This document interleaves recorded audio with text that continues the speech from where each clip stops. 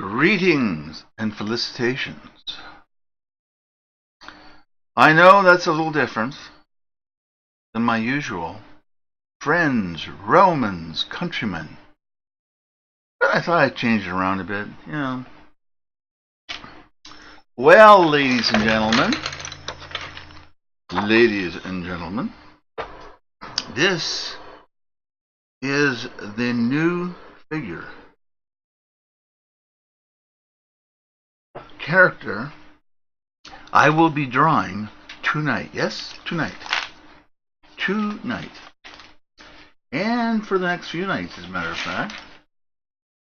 For those who are Volt people who love Volt, that is. Volt is being prepared as we speak into QuickTime. I don't know what they keep. I can't remember the name of it. Fast speed, QuickTime. You know, YouTube. So the 2 hours will be dropped down to probably 5 minutes or so, 6 minutes. But you'll be able to see the thing, the whole picture that way. But if you want to get the actual full-length version, it will be available too. But this is the new figure.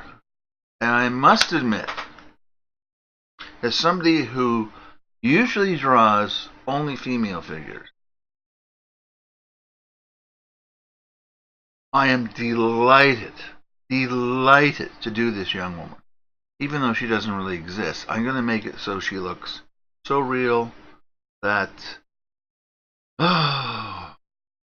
we may just have her talk to us. Wouldn't that be something, eh? Anyway, that's her. This is her. I have changed the background. I have airbrushed in the background. Okay? So you can see it. Trying to straighten the camera up somehow. Here we go. There we go. And that is her. I have my sketch over here. There we go.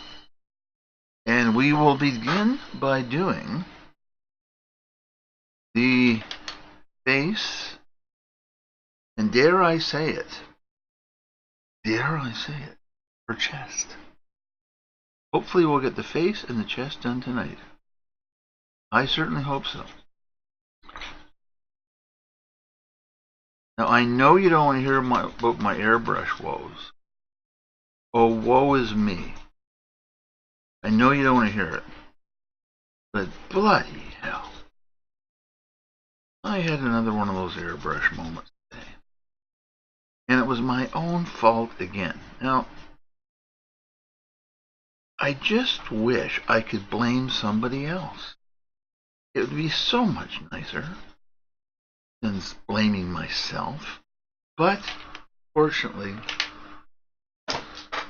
what are you going to do? My fault. Now, if I could only just locate my portrait letter-set markers, it would be a godsend. Hear me? A godsend. But it would appear that, like all things in my studio, they have disappeared. This is not a new occurrence, by the way. I'm used to it by now. I have somebody in my life where in God's name did she put them? Oh well. Not to be worried, because I will just use a... there we go. Rose pink and pastel pink. Pastel violet. Is I really want to make her color just luscious. I mean, let's face it. If you're going to do a beautiful woman, for God's sake, make her skin perfect. Like, it goes without saying, does it not? It does to me. Like, uh,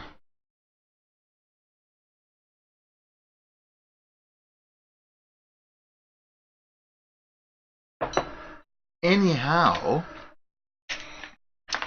we will start off with the rose pink, which will turn a little bit. Oh, God, it is a bit dark, isn't it? Okay. So we'll do it over here, first of all. God, look at that. That's what they tell you is rose pink. Can you see that? Oh, how dark is it? But not to worry.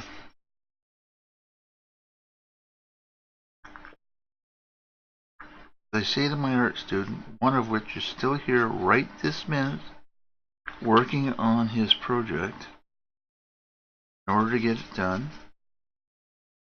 Now you may ask, well, how long has he been there? Well, since about 3 o'clock this afternoon.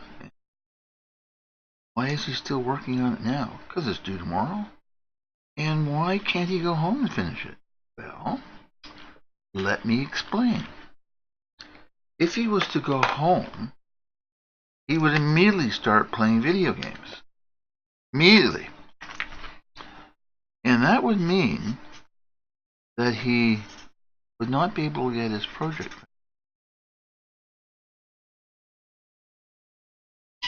So I am... Okay, whatever. Anyway, I insist that it's finished. He said, well, the only way I can do that is if I do it here. I went, sit down,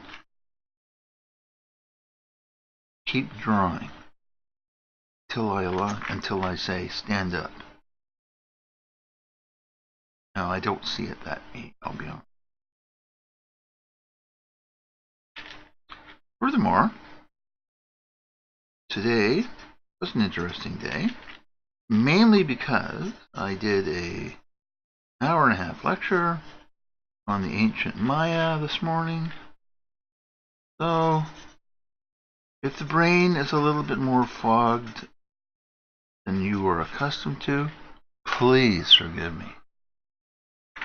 When you cover 5,000 years of history in an hour and a half, you're allowed to have your brain fog up on you just a little bit.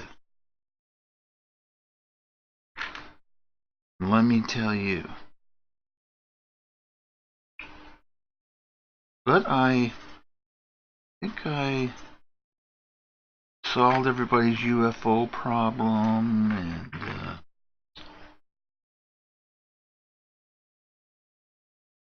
the aliens build pyramids, and all that neat stuff.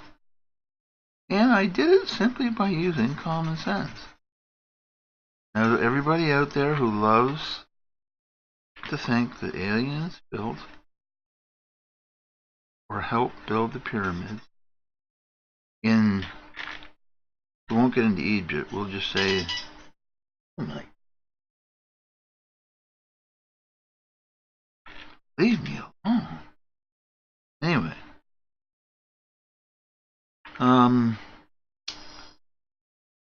I feel for you, I really do. And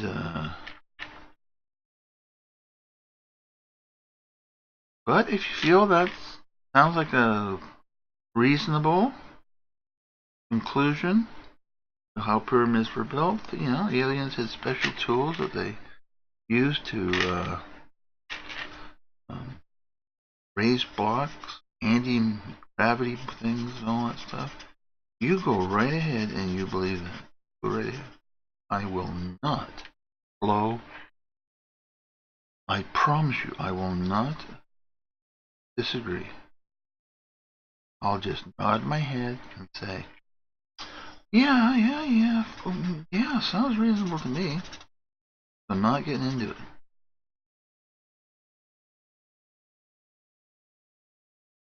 And if you'd like to hear why, well, I can tell you why, but only if you ask. Because It drives me crazy.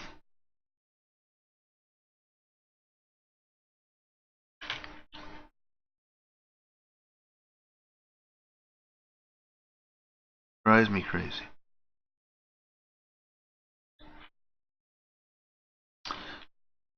We also cured the problem of who killed off the buffalo. More than who, what killed off the buffalo. And passenger pigeons and a number of other species no longer exist.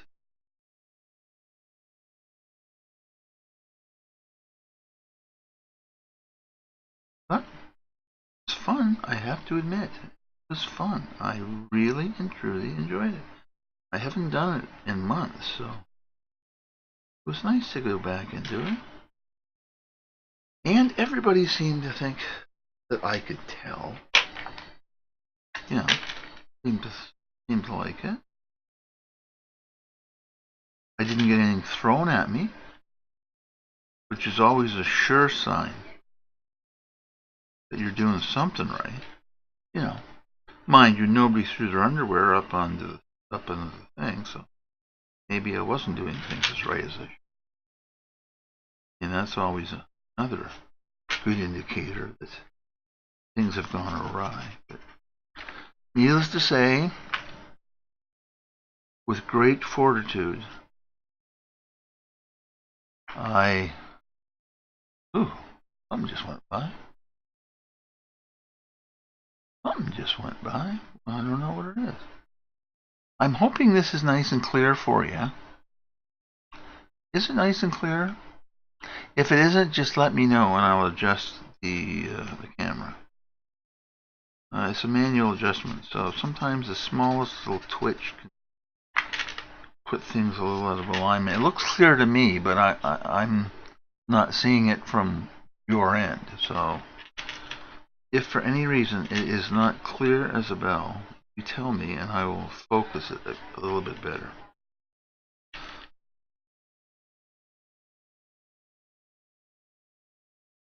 I promise. I say I promise.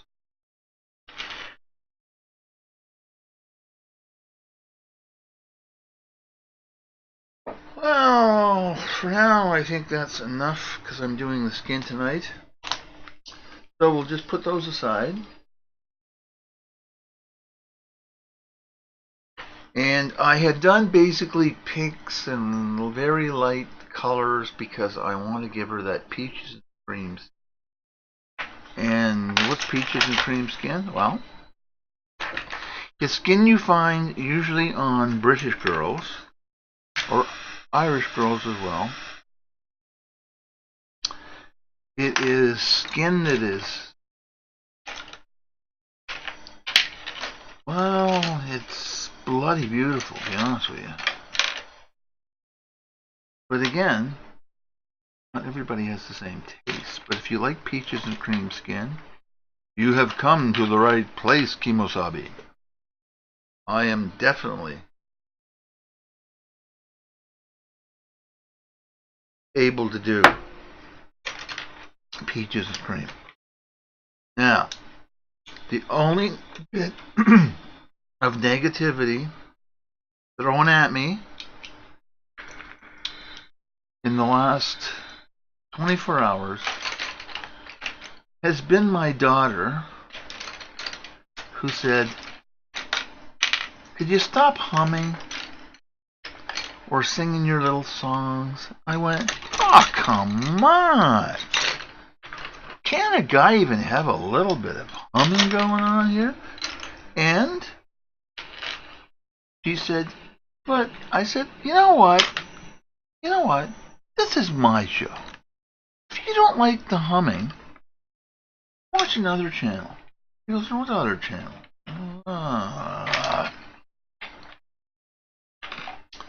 As usual, the whites are small. There it is. And I think I have the correct colors now. I think. If I don't, I'll add some.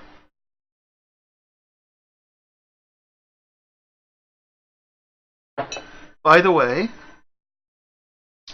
prints of Volt will be available very shortly on order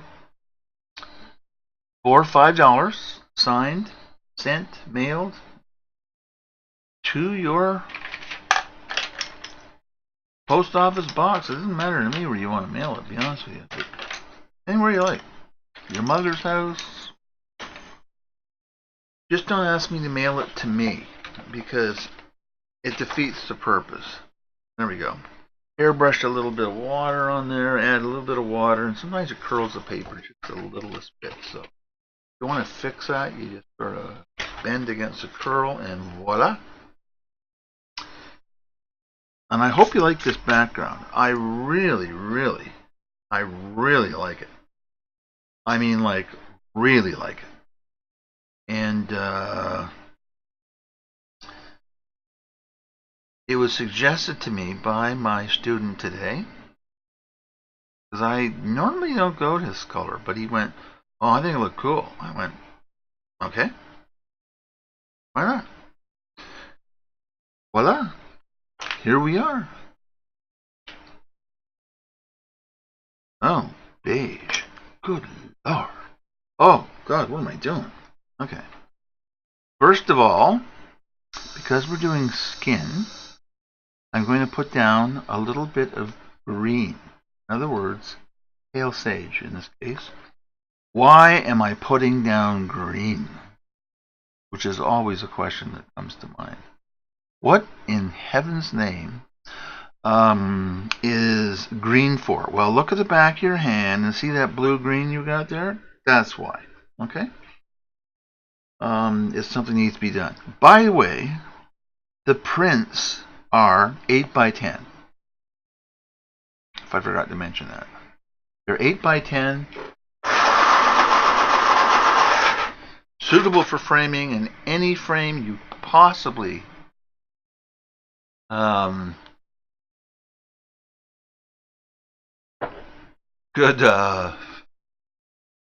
you could possibly want at Walmart, Target, anywhere you go to shop. You can get an 8 by 10 frame for about $10. And they're not a bad frame. After all, remember, frames you just hang on the wall, right? I mean, it's not like you're going to play football with it or something. So, anyway, I'm going to put down the pale green first under and a very light coating of this color. This is actually sage, which is close to the green that I want. And even though it is not exactly the color of the back of your hand, fear not. When I get the rest of the colors on, it'll be exactly what I'm looking for. There, you can see it there. You see that? But I have to tell you, I was doing a look-see on the internet for the next project as well, because I try to stay a couple ahead. And let me tell you, have I found a picture from Dante's Inferno that I am doing. Ooh, man. Most definitely, it will be coming up next. So that's Dante's Inferno next. And again, they will be available. And I also found a picture called The Skull Woman or something. Just unbelievably good. It's actually a human being who has her face painted. But it's like a skull, sorta. I don't quite know exactly with what reference it's painted from. It is so cool, and she's going to be done as well.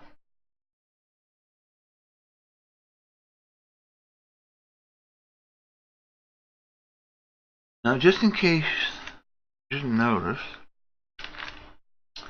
I have increased slightly the chest size. Not a lot, just a little wee bit, because I don't want to get carried away. Something that doesn't look realistic.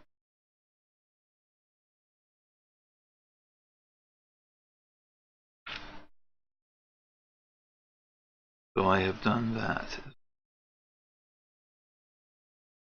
This is beauty. Go humming again.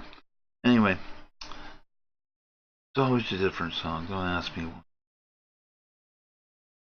Just one of those people.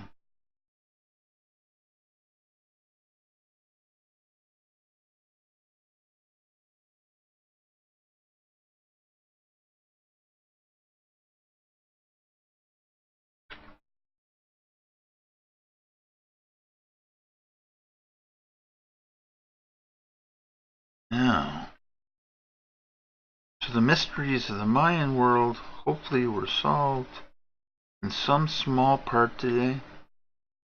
Hopefully. Misconceptions?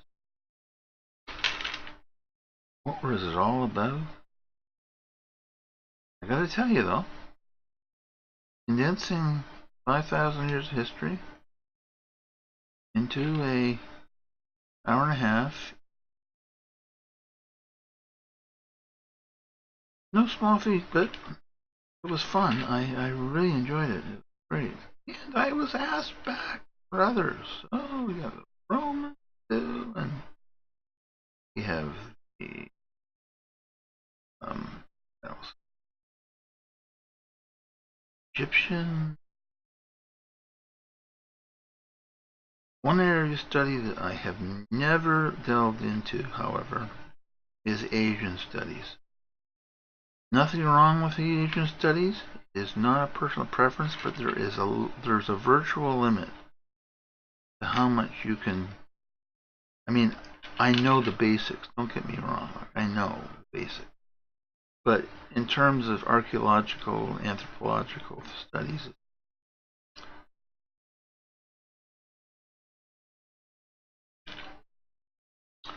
and not only that, I'll tell you something just hit me. Don't ask me why.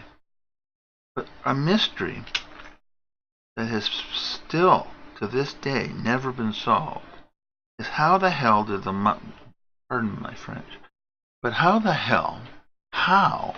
did the Mayans make their bloody pots?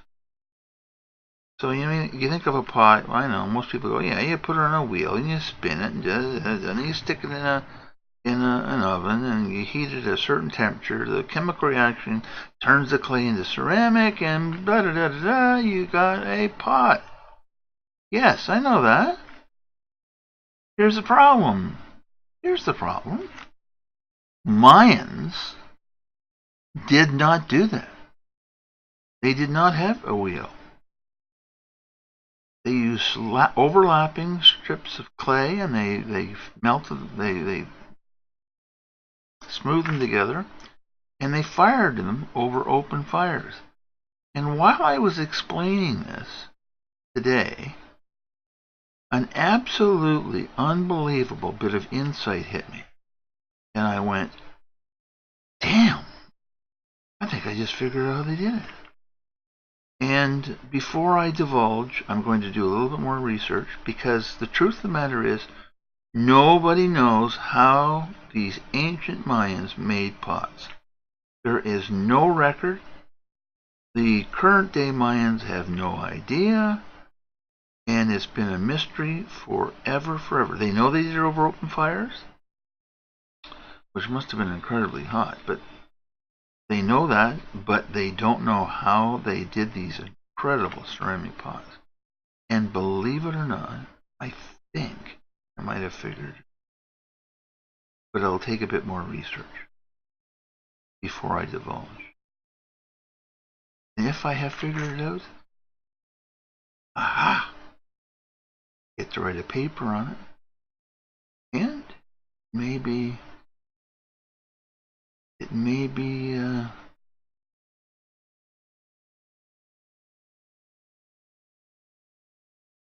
well, could be a big thing, especially amongst potters, because the poor bugger has been trying to get the Mayan pots for so long. It's the same as Josiah Wedgwood. Has anybody ever heard of Josiah Wedgwood?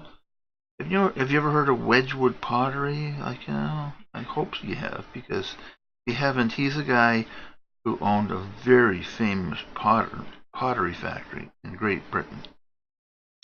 And to this day, you can go and buy Wedgwood, even though Josiah is nothing but a memory.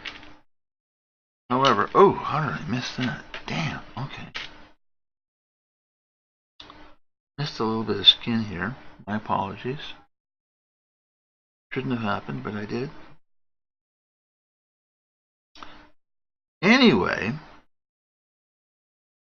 it's the story of the Portland vase. If I've told you this story already, I apologize. I can't remember telling it, but if I have, consider it just a refresher, or turn down the sound. Take your pick. One or the other. Doesn't matter. Whatever you'd like to do is fine by me. Okay. So, Josiah Wedgwood, potter extraordinaire. And I mean that sincerely.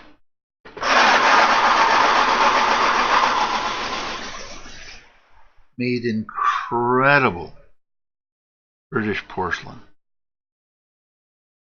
Incredible. To this day, you can go out and buy the stuff. If you got antique stuff, even better. However, he failed miserably at one task. That's right, one task. And what was that task, you might ask? If I can find my little piece of plastic and put my hand on it, not destroy this drawing in the process. Here we go. Well, the story begins in Italy. Yes, Italy. And there was a guy, and his name was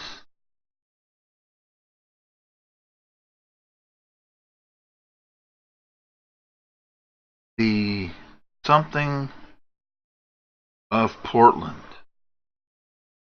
I know you'd ask me his first name, but geez, I can't remember his first name. But he was a lord or something like that. Lord or sir, I don't know, whatever the British seem to love to do that stuff. Anyway,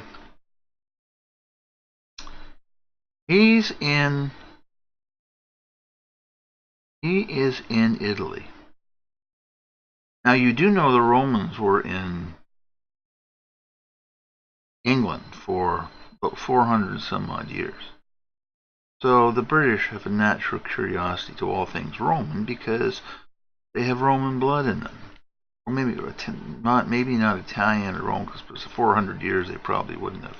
But originally they had Roman blood in them. So there's probably just a little smattering of Roman blood. Anyway, that said, he's kicking around Italy, looking to buy antiquities. Antiquities are simply things that were made in ancient Rome. And he hears tell of an incredible find, an absolutely incredible find, that some Italian fellow had dug out of the ground. No, not a statue. No, not at all. He had found what is now called the Portland vase.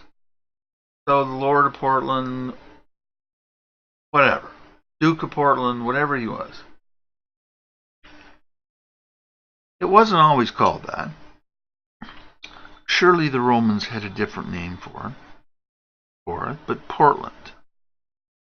And he, lickety-split, went over and saw it and said, I want that. I'll buy it, thank you, because he brought it to his ancestral home in Britain, and lo and behold, he owned what is now known as the Portland vase. Now this happened kind of like in the 1700s. So a long time ago. So it was in the family for the longest time. Portland family. And after the demise of Lord Portland, the vase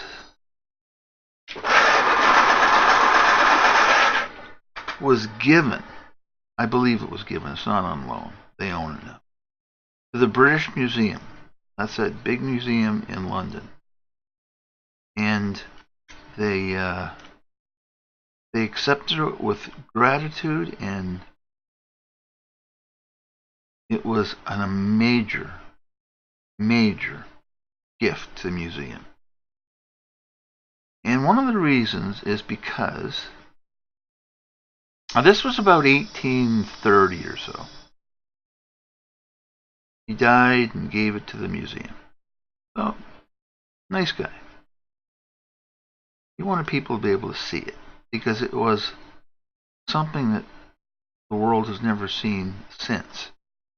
Another situation where nobody knows how they did it, which will continue the story in a second. So, what happens? This vase was cobalt blue. Glass. Yes, glass. It had been dipped into molten white glass, and then somehow, again, without power tools or anything like that, the Romans had chipped away at the white glass, making what most at the time thought in Victorian England was a depiction of the Garden of Eden. If you can believe that. No. It was not a picture of the Garden of Eden. It was the Roman gods. I think one of them is Bacchus, and anyway. Doesn't really matter. But the whole vase is carved. And they used no power tools or anything. All done by hand. And if you've ever carved glass, you will know that glass is absolutely, positively, completely impossible to break. Or not to break, but to cut. And you can cut it, but it cuts in straight lines. So to grind the glass down had to have been another kind of glass. They know what kind of glass it is, but they don't know how they made that glass. And this is a time, glass wasn't like now, office buildings and all that stuff. Gee, glass was really rare. So it had to have been done for somebody who had one mittful of money back in Roman times. Like, major buckaroos. Major buckaroos. So, what happens? It's sitting in the British Museum. It's not under plexiglass. Plexiglass isn't invented yet. What to do? They just had it out in display. I really thought there was a problem back in those days. And the reason is, when it went on display, they thought people would, treat it with some sort of respect. And people did. They oohed and awed and, oh my God, it's so beautiful. And they did treat it with respect. Just as a little aside to that, you could walk into the Louvre in France and take the Mona Lisa off the wall, look at it, and just put it back on the hook. That was the times. Now, obviously, you can't do that anymore because we know better. But that said, that was the way things were back in those days. So we're talking 1840, okay? So what happens? Good question. What happens? Now, don't take offense, please, if you have Irish blood in you. This is not an aside against Irishmen in any way, shape, or form. That's my disclaimer, okay? Alright. The only reason they know it was an Irish is because he was arrested. And what happened was, drunk as a skunk, this is all in the court records, by the way. That's how they know who it was. Drunk as a skunk, he goes into the British Museum, decides that something about the Portland vase he just doesn't like. What? Who knows? He was drunk. So he brings a brick with him and throws it at the Portland vase, hits it, knocks it off the pedestal, and it smashes to the stone floor. Horror of horrors. A priceless piece of glasswork is now lying in shards on the floor. The curator at the time, well, let's just say the poor boy was upset. And who wouldn't be? They were to be the protectors of the vase for eternity. That was the terms of the gift. And here it was laying on the floor in a million pieces. Well, not a million pieces, but in pieces completely shattered.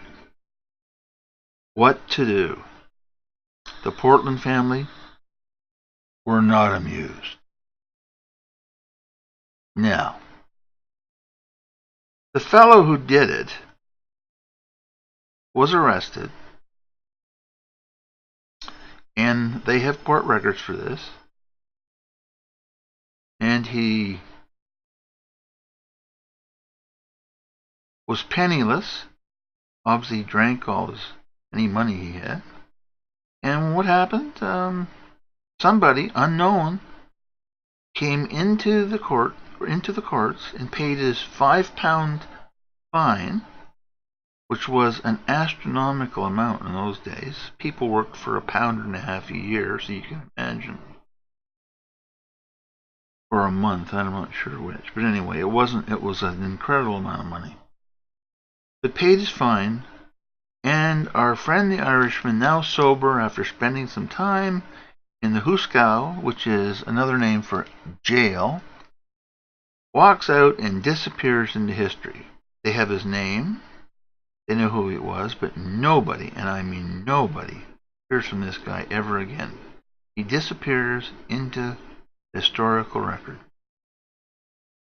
But you were still left with a broken vase. Lord Almighty, what are we going to do? As I said, the Portland family was not amused. So, the curator of the museum meticulously gathers every piece of broken glass, and to the best of his ability, which actually he did an quite good job, glues the vase back together. Needless to say, he did the best he could, but it certainly was not the intact vase any longer.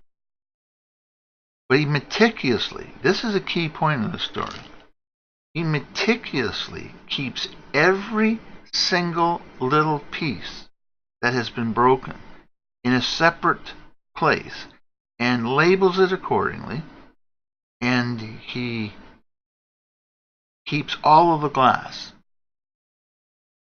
One can only assume that, being a man of letters, which means he was well educated, after all he was the curator of the museum, he must have thought that at some time in the future it may be possible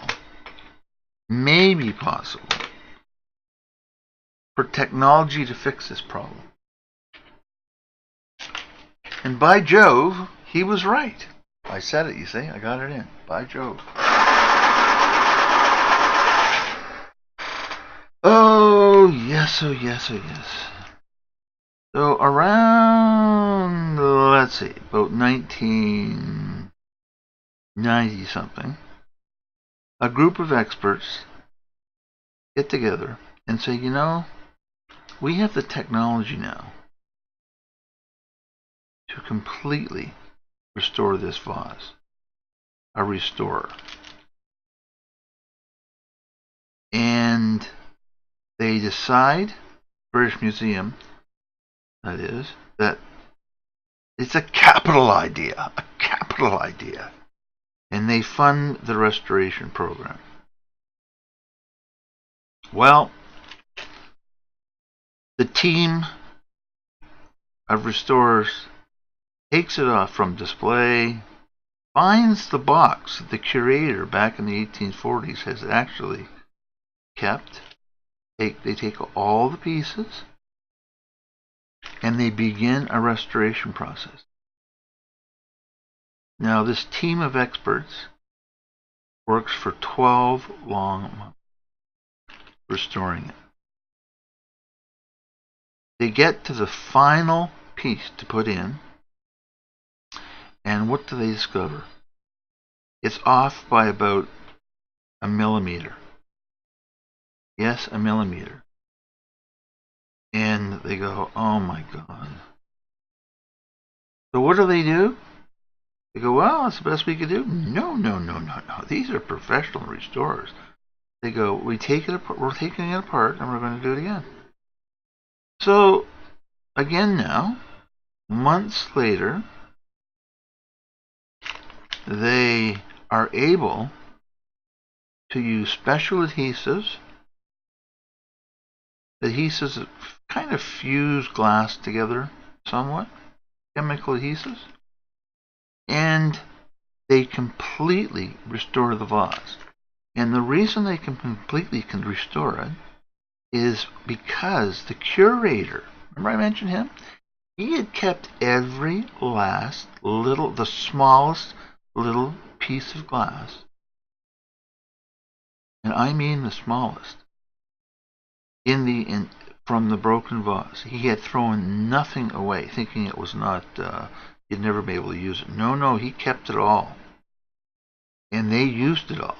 And under microscopes, they were able to figure out where these little pieces, these tiny, tiny pieces of glass,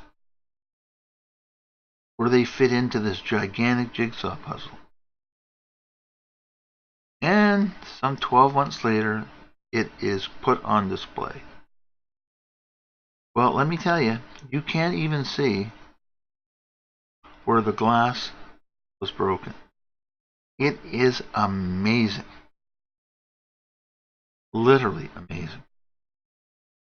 It's so good.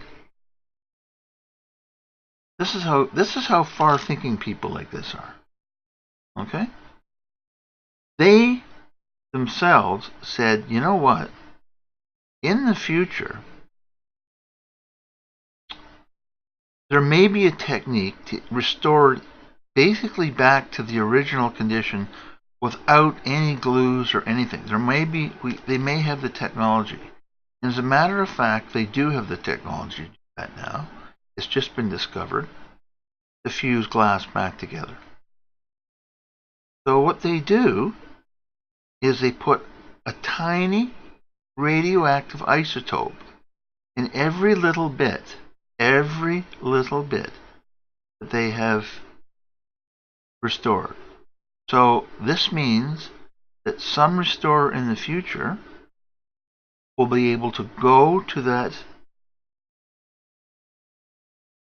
vase and know instantly where all the spots are where it was fused back or glued back together. I don't know what kind of glue they used, but boy, it was better than crazy glue, I'll tell you that. So, what do we have? We have a vase that's put back together. Now let's jump back, if we will, just for a moment, to our friend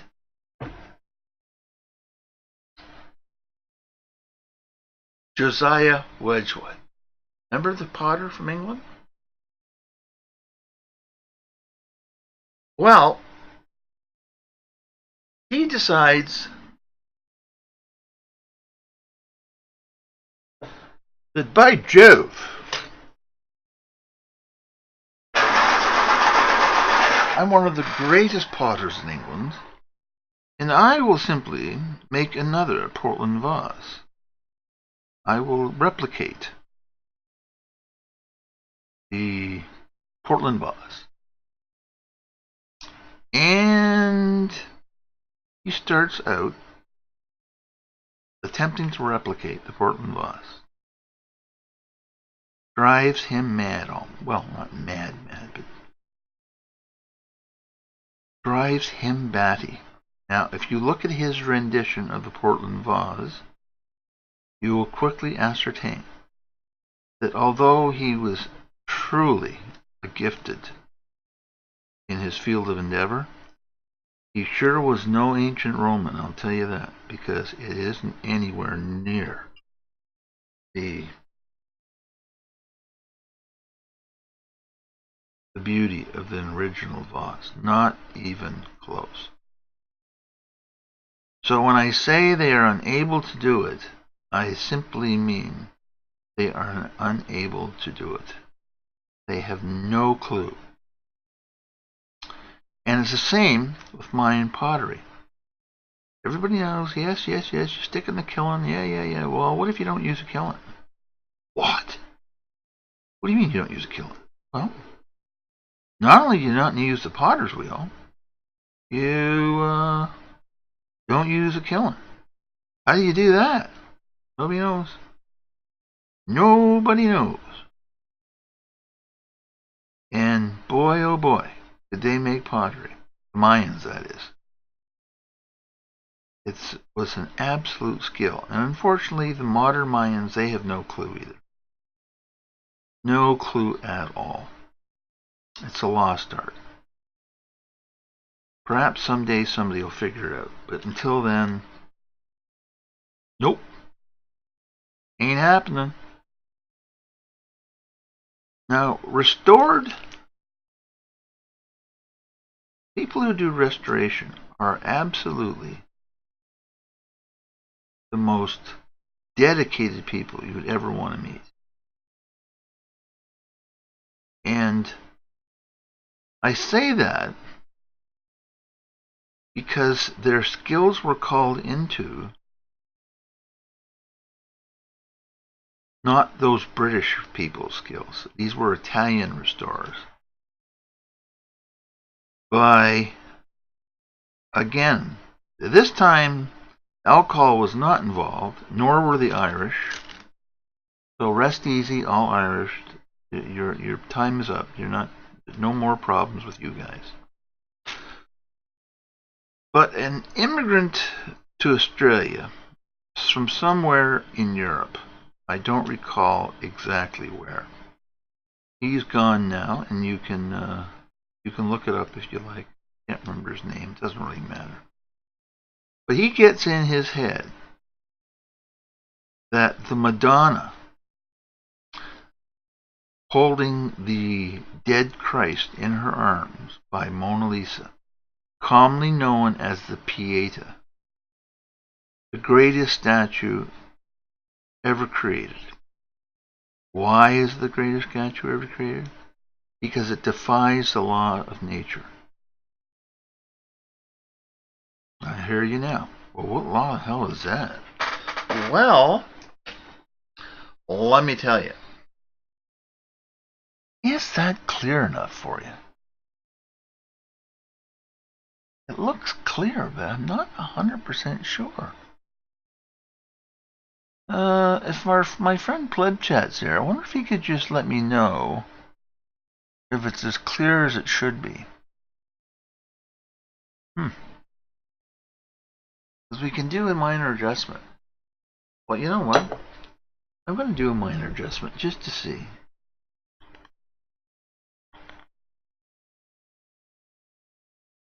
See?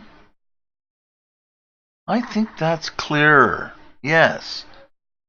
My eye wasn't lying to me. I think it's clear now. Okay. So, how does the story go in this one? Well, funny you should ask.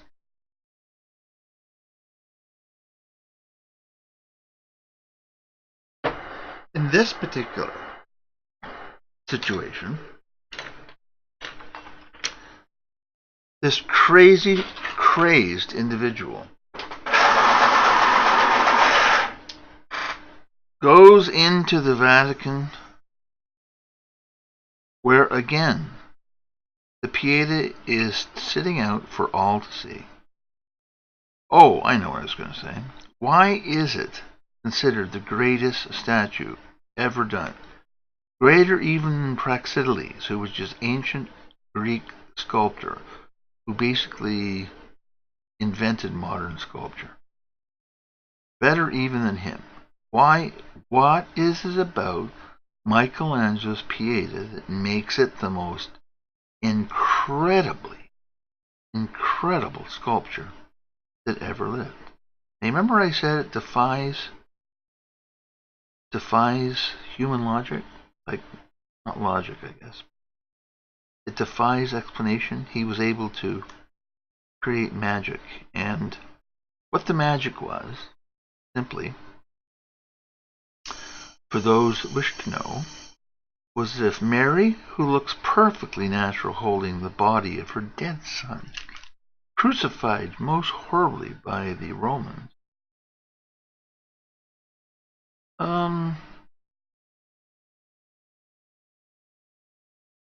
if she was to stand up, in other words, if you measure her out, literally measure out how big she is, she looks perfect. Perfect. Absolutely perfecto. But if you measure her out, she'd be 12 feet tall.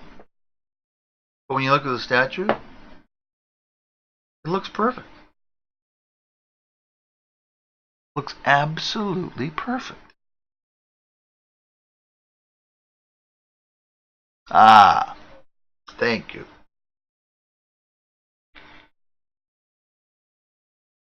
Huh. It looks absolutely perfect. So, that is the Pieta, which is Mary holding Jesus in her arms, which is now behind about 2-inch thick plexiglass in the Vatican. And you can see it through the scratches that people have left over the years, so you can't really see it. So you got to go buy a picture of it and then look at it. Yeah, you know. All thanks to a person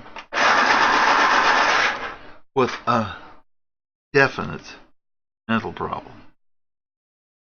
And what are you going to do with the guy? Well, he had some treatment, but then they let him go. Gone now. So no point speaking ill of the dead. May he rest in hell. But anyway, this is what's happened.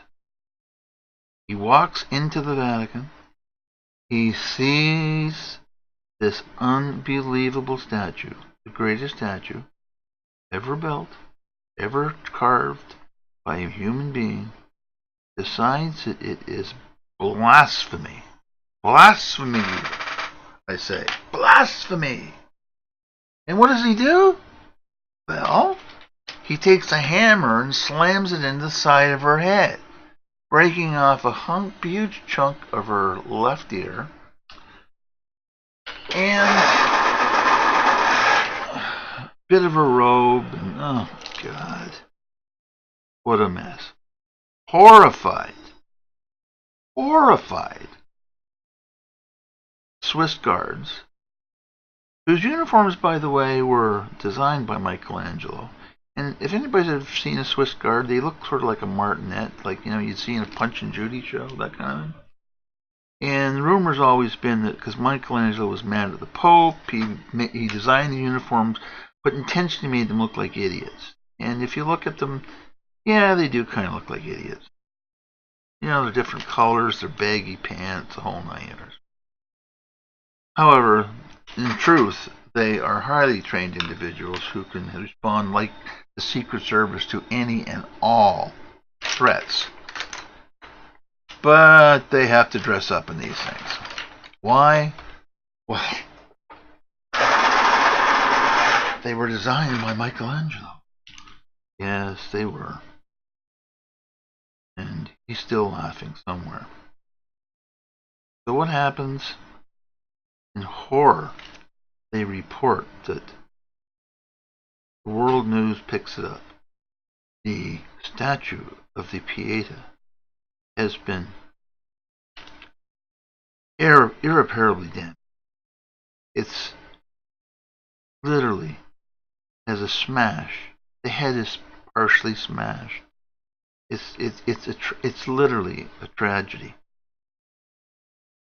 So the Vatican takes her off and puts out the call to the restorers and says simply, can you do anything about this?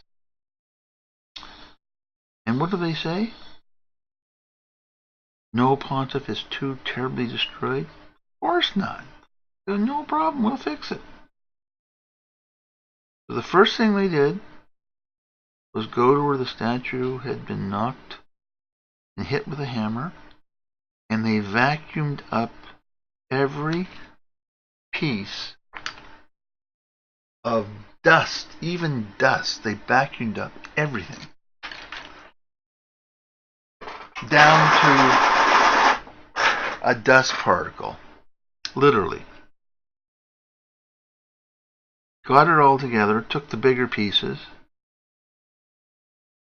and began probably the most difficult restoration in history. And many months later, it was again unveiled, and the Pieta had no damage, visible damage on her at all. Even an expert going up close could not see where the damage had occurred. Now what they did is they left one very tiny spot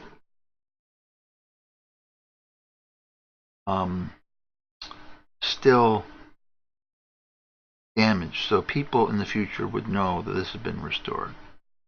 A little bit of vanity, I guess, but they did a great job, you gotta admit. You can't tell, you literally cannot tell how it was that this statue, smashed, one would have thought irreparably so, was in fact brought back to perfection by none other than the Vatican restorers.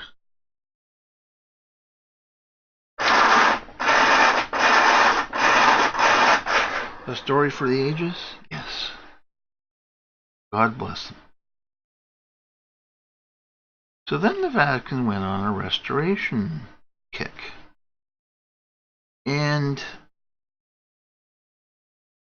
now the Vatican won't pay for anything.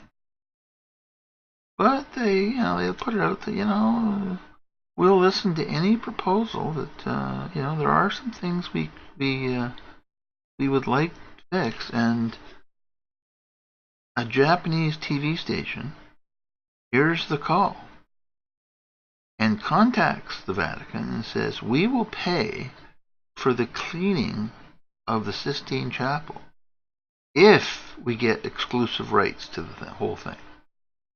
So what does the Vatican say? Do you think self-righteous indignation about how dare these Japanese come to our church and dare to say, we want to clean the ceiling? Huh, are you kidding? No, they said, come on down. We'd love you to have you do it. How much again? 0. So,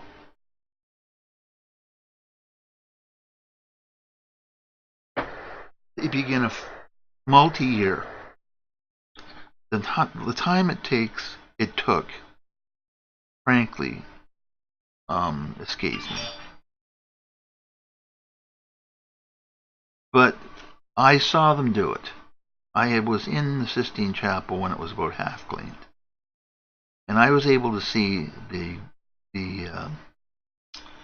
before and after. And let me tell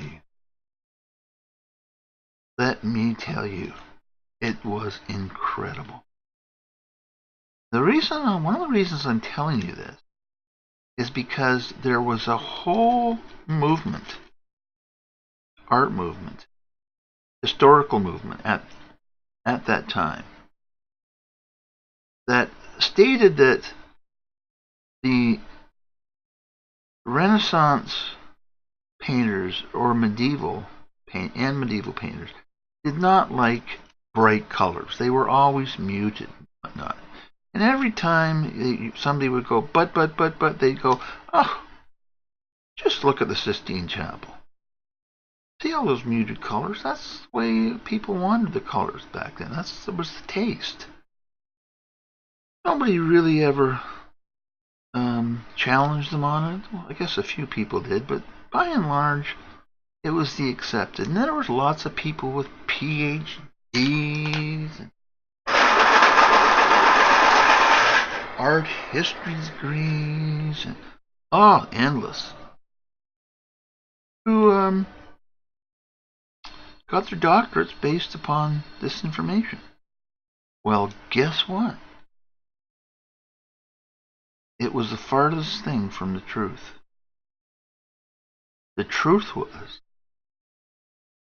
the Renaissance people and the medieval people loved color. Absolutely loved it. And if your life is hand to mouth, no wonder. Anything to brighten your day.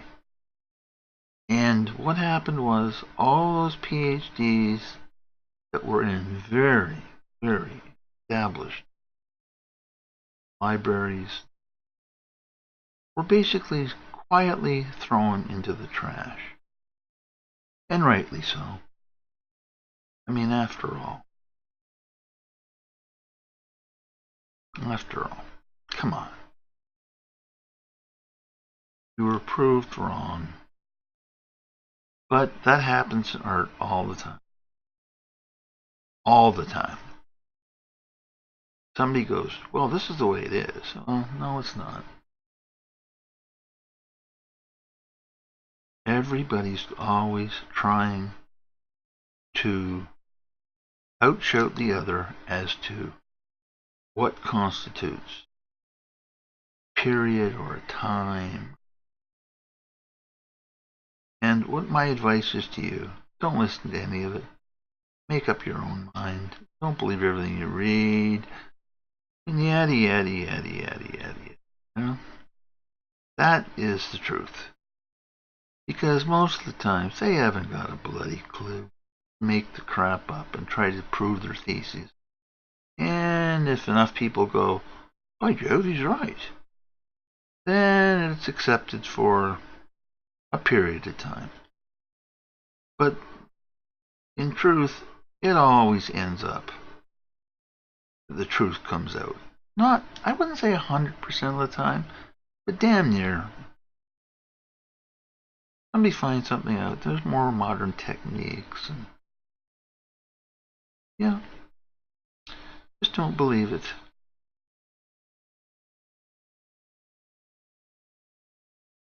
And what does that have to do with Mayan pottery?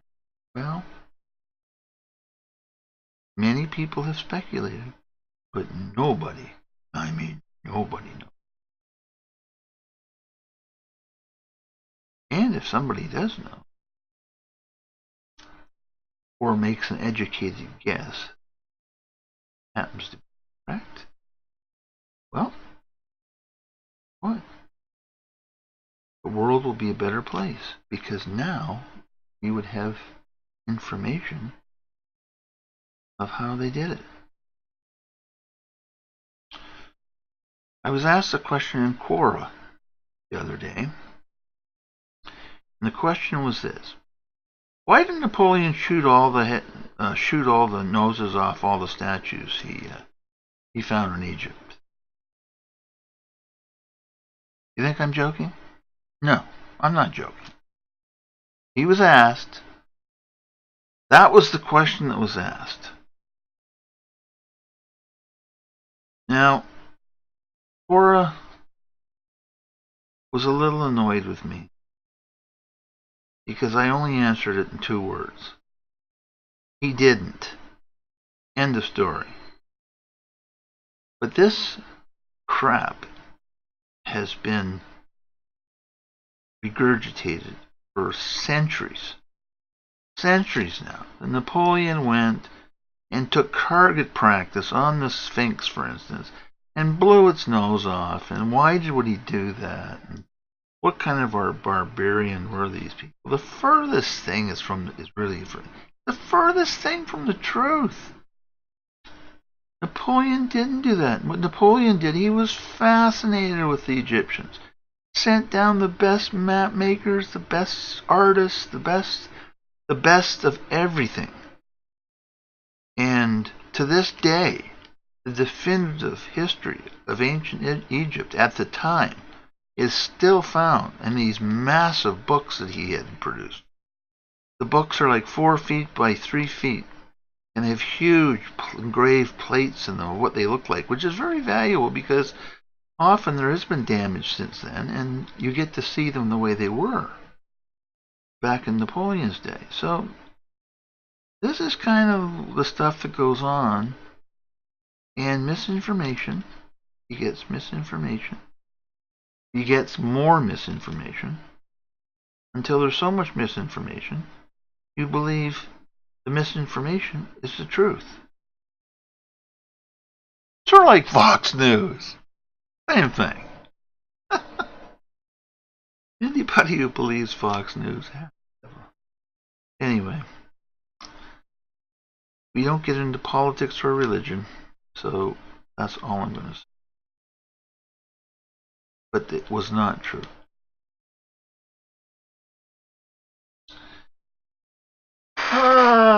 She's got a bit of a glow, I'd say. Now I'm going to tone it back down with a little pink.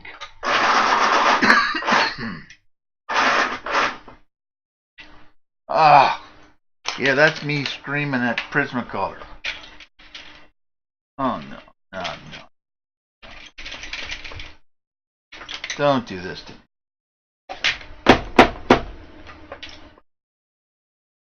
Blasting began.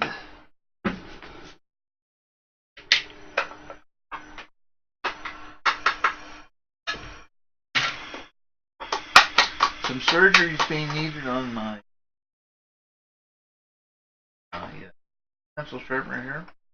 Yes, I'm well aware that you should not put your hands inside a pencil sharpener that is plugged in. And one day, I know I'm going to lose a finger. But until that day, I decided to live dangerously.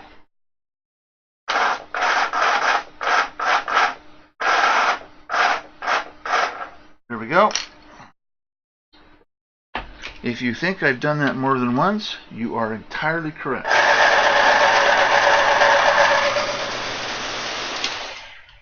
Thank God my friend Scott was over today, because as I was having a full meltdown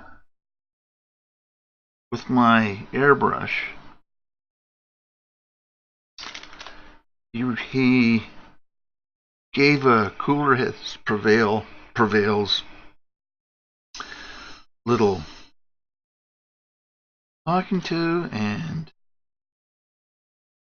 it was not a disaster. I don't know what it is about airbrushes, but they just don't seem to like me. And I don't know why. I've always spoken highly of them. But you can imagine.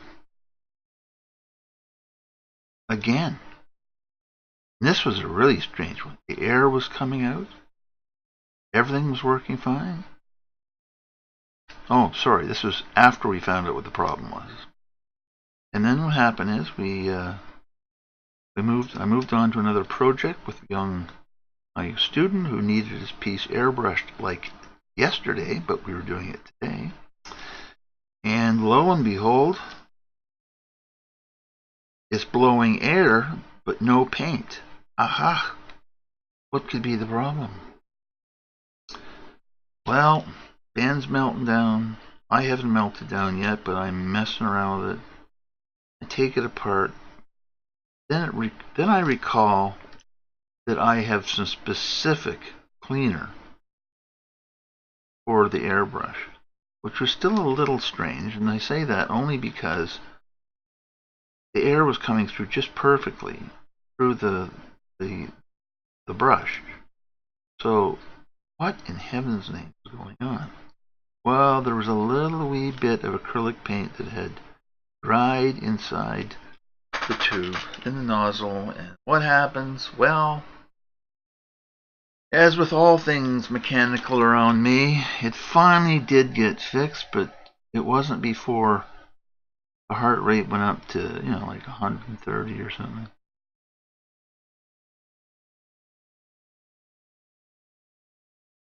Sometimes I wish I could do something more than draw. Mechanical stuff, I don't know. It's a failing. Now that said, I'm not a total person or loser person. I do carve, which takes some machinery, and I have had great success with Dremels and stuff like that, and I've learned how to unclog them and fix them a little, that kind of stuff. But other stuff, man, would drive one crazy.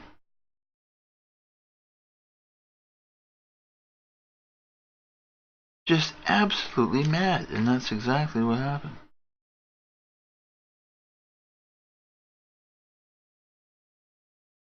That's exactly what happened.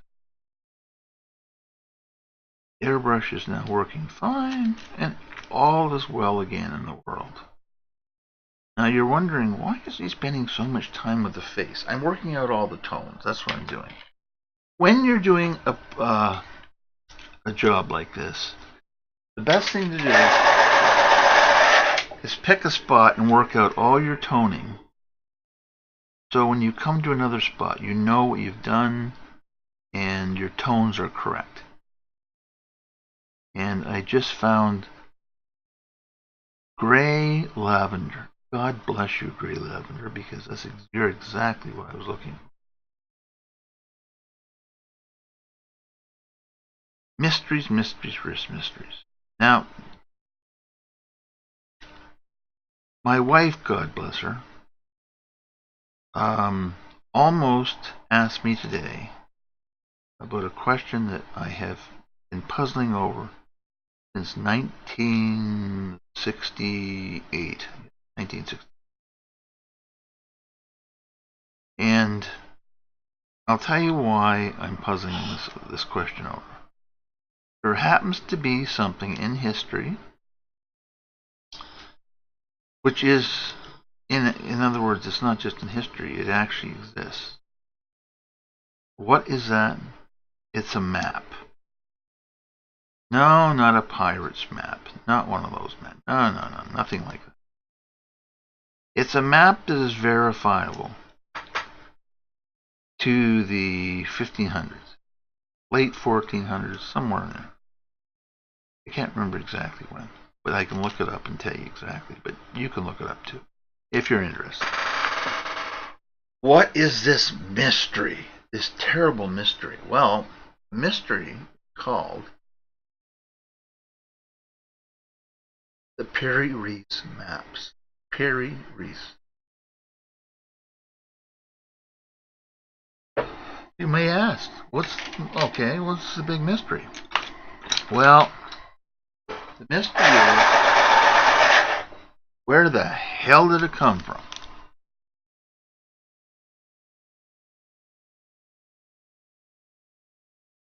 Now, the next question one may ask is, well, who cares? It's a map. Well, not really a who cares, it's a map situation.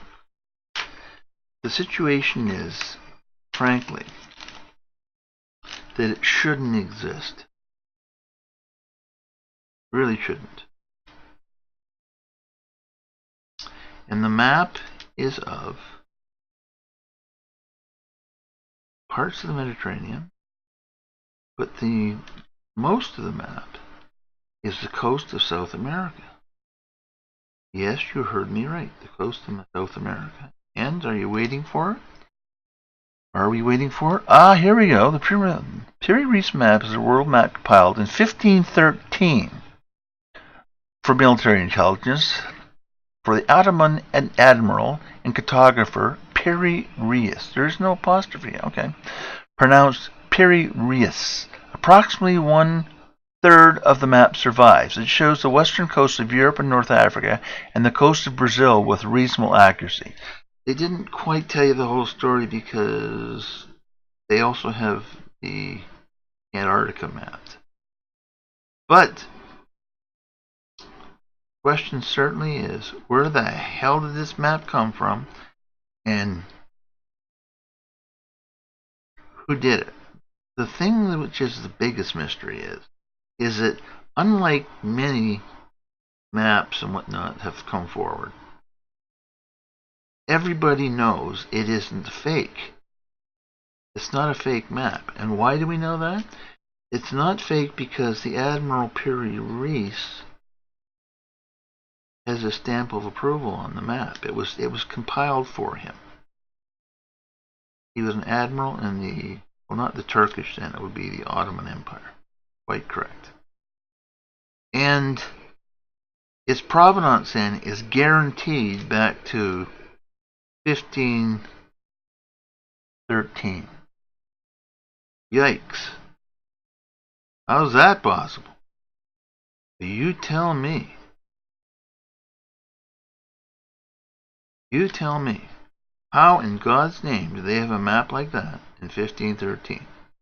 Bearing in mind that Columbus only sailed across the Atlantic in 1492. This is not a long time later by any means of the stretch of the imagination. Not at all. It is an absolute enigma. And I have never, I will repeat it just once so I won't bore you, never in my life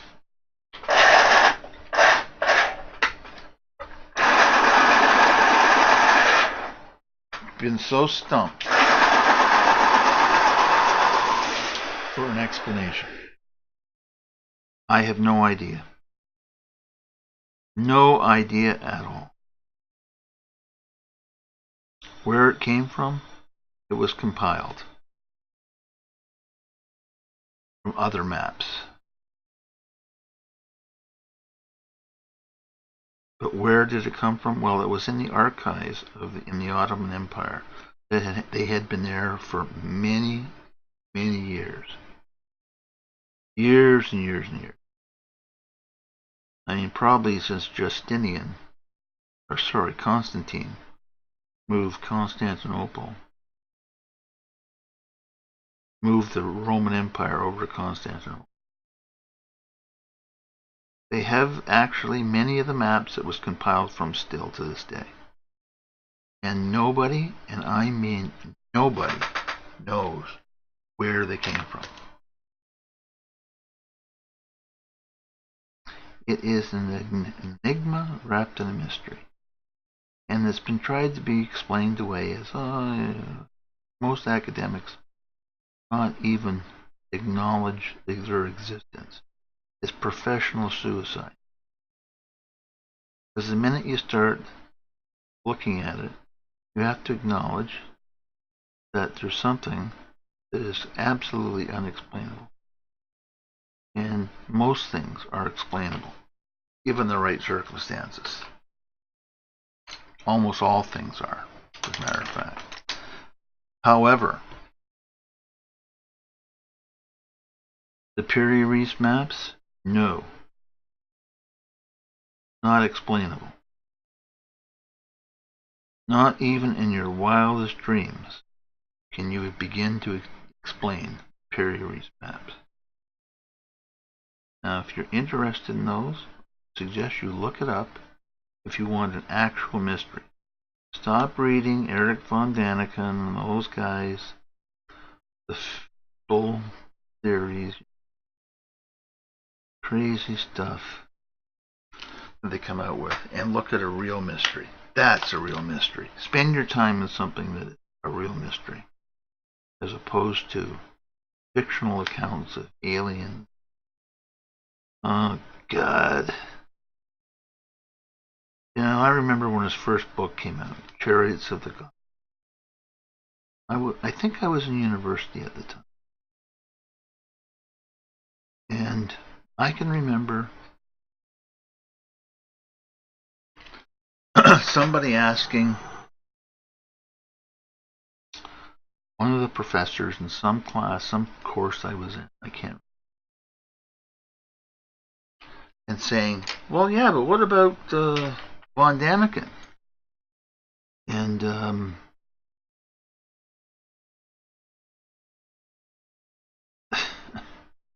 the reaction was like, this is a university, not a school for idiots. That was the kind of reaction he got. And poor bugger didn't take the hint and kept on and says, well, what is the explanations? And they wouldn't, she wouldn't, it wasn't he, it was just she wouldn't even acknowledge,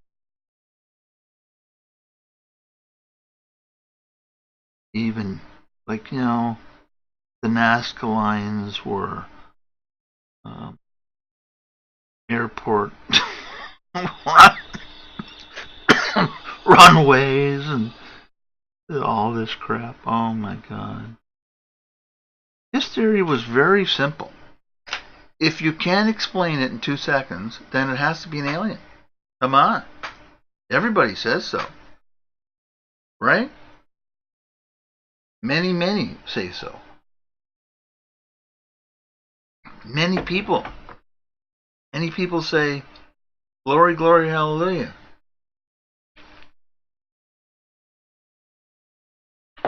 Glory, glory, hallelujah. Anyway,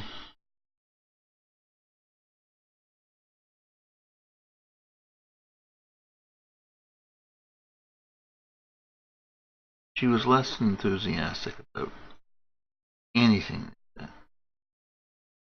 And, frankly, rightfully so. Stupidity was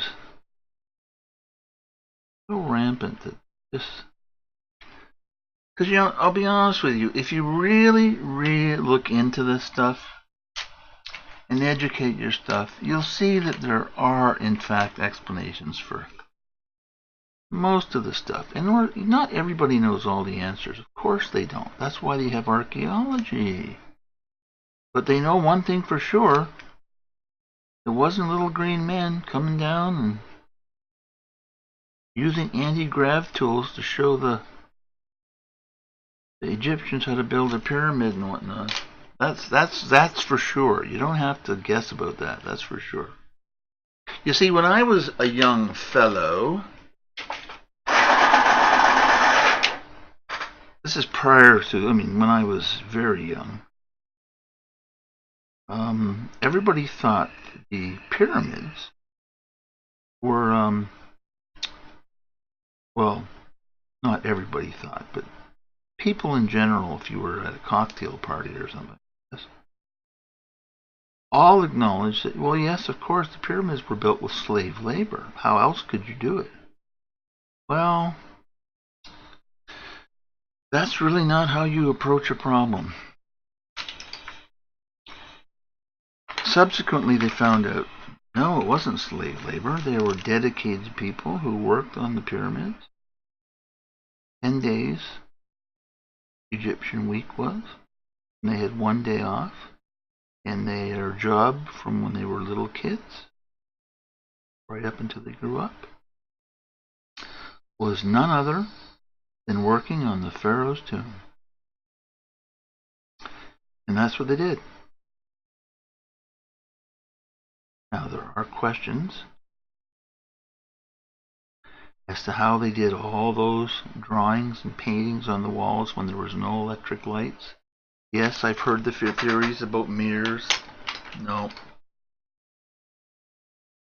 I have a theory about that.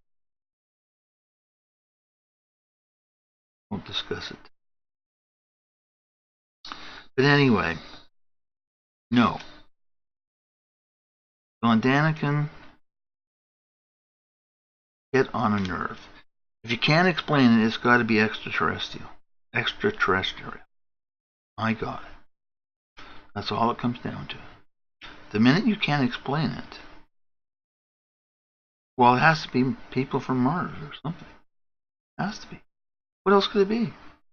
Oh, piece by piece, little by little, archaeology gets to a point where it can explain this stuff. And not right away. Sometimes it takes years. For instance, when I was back in school doing archaeology, there were tons of theories about Mayans, the Mesoamericans, and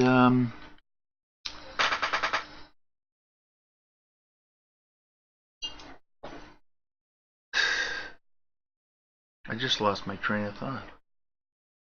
Isn't that sad?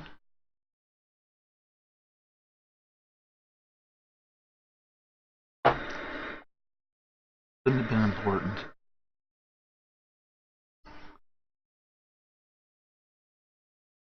But anyway, can't explain it. There's only one explanation: little green man.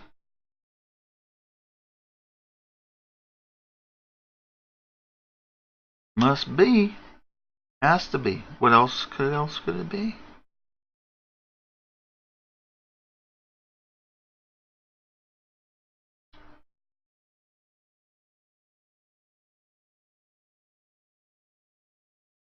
I'll tell you one thing about the UFO movement that never seems to be addressed.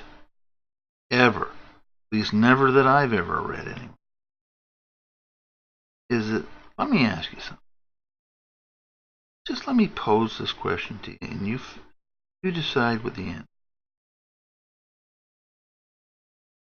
If let's say, for the sake of argument, a 747 or 787, whatever gigantic plane you want with, I don't care, flew over New York City in 1860. Let me ask you something. Do you think it would have been kept a secret? Or would have people said, "What the hell is that? Oh my God, what is that?" And it would have hit every newspaper in the entire world eventually. Well, are we being visited by some otherworldly people or whatever? Because nothing was in the sky. The only thing that was in the sky were stars and the moon. That's it. And the sun, of course.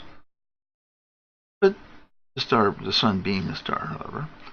But again, what's the answer to that? Come on.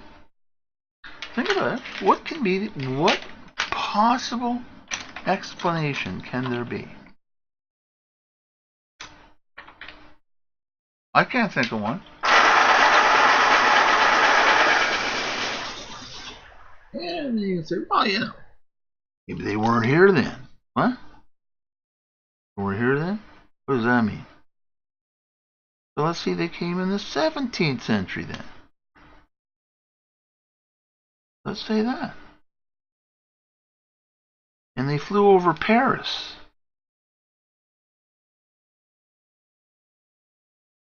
Do you think the Parisians all sleep at the same time? Do you think maybe it's possible that it would have been world news? Do you think so? I think so. I think people would have gone, what the hell is that? Tried firing cannonballs at it, and you can imagine. It would have been a sight to see. Every chronicle, in every publication, going all the way back to Homer, Plato, you name it. There's never one mention. Not one.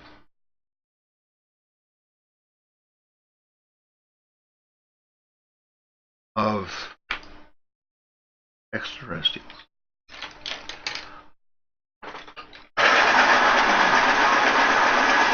Now, bearing in mind, the Wright brothers flew just a tad over 100 years ago. Just a tad. And everybody was in total awe. Flying machine? I mean, from Leonardo's time, people wanted to fly. And the Wright brothers figured out how to do it. Mainly because the internal combustion engine gave enough horsepower to produce lift outside of gliders. But manned flight, why would you think differently? But it really wasn't until after the Second World War, when people were used to seeing planes flying, that reports of unidentified flying objects came de rigueur. What are those things? Well, where were they before? I know. Just occurred to me what they were. They were all Klingons, and they had the cloak of visibility, whatever the Klingons called it. I can't remember what their name was. The cloaking device, yes. Cloaking. Of course they did. You see how dumb it sounds? Do you? Because really, all you really need is a bit of common sense. Think, well, you know, there's no evidence of this. Now, the Egyptians chronicled for thousands of years. I mean, you can read Egyptian script going back to Cheops, which is the main pyramid. And let me tell you, you don't see anything about flying saucers or anything like that. You just don't. It's not in. It's just not there. And if it was, then it would be all over the place. It would have been Magical Mystery Tour. So you got to use a little calm.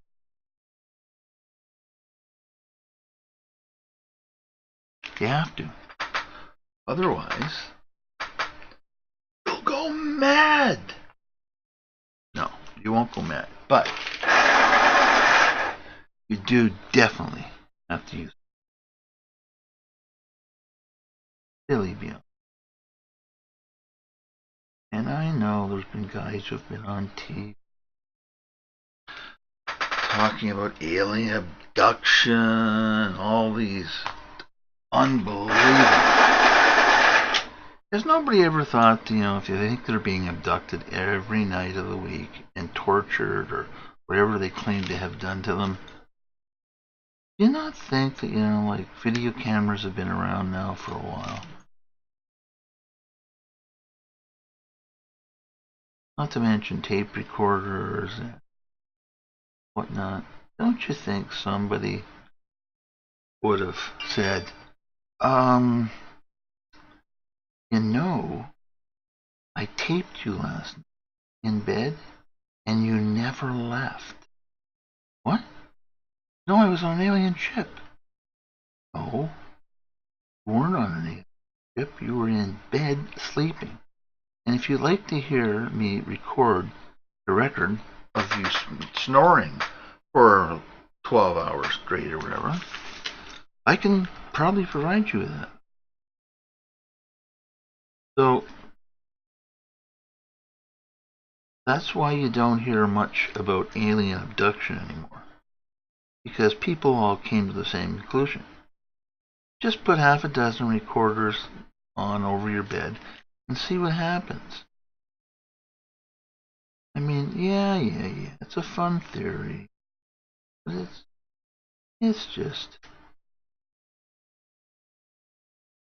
just isn't true. And I'm sure the people who believe it's true are very, very nice people who have some sort of psychological problem that is probably undetected. You know, in the 18th century, people didn't complain about abduction. They didn't. But it doesn't mean they didn't have their own boogeyman. Don't get me wrong. They did indeed have their own boogeyman.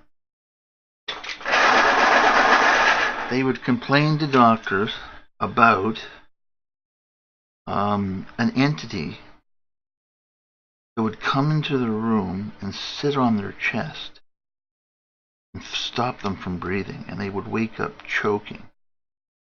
Well, we know today that that's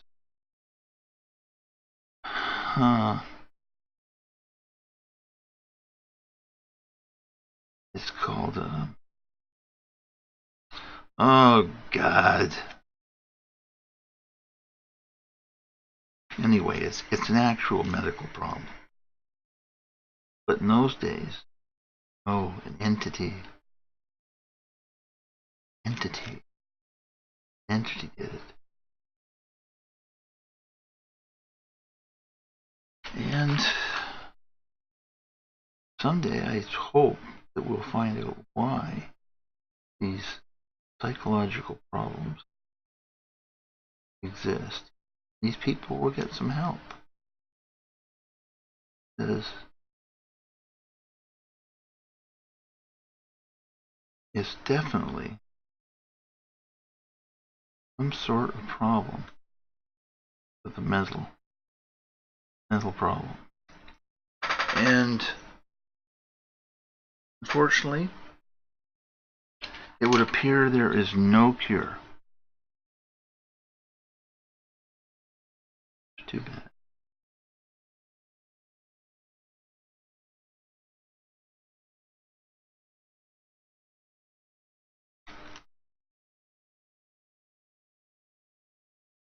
I told you the other night about a student who had schizophrenia. He wasn't crazy or anything. He just had schizophrenia. And that's when I found out that the laws of the land do not allow for anything regarding mental illness.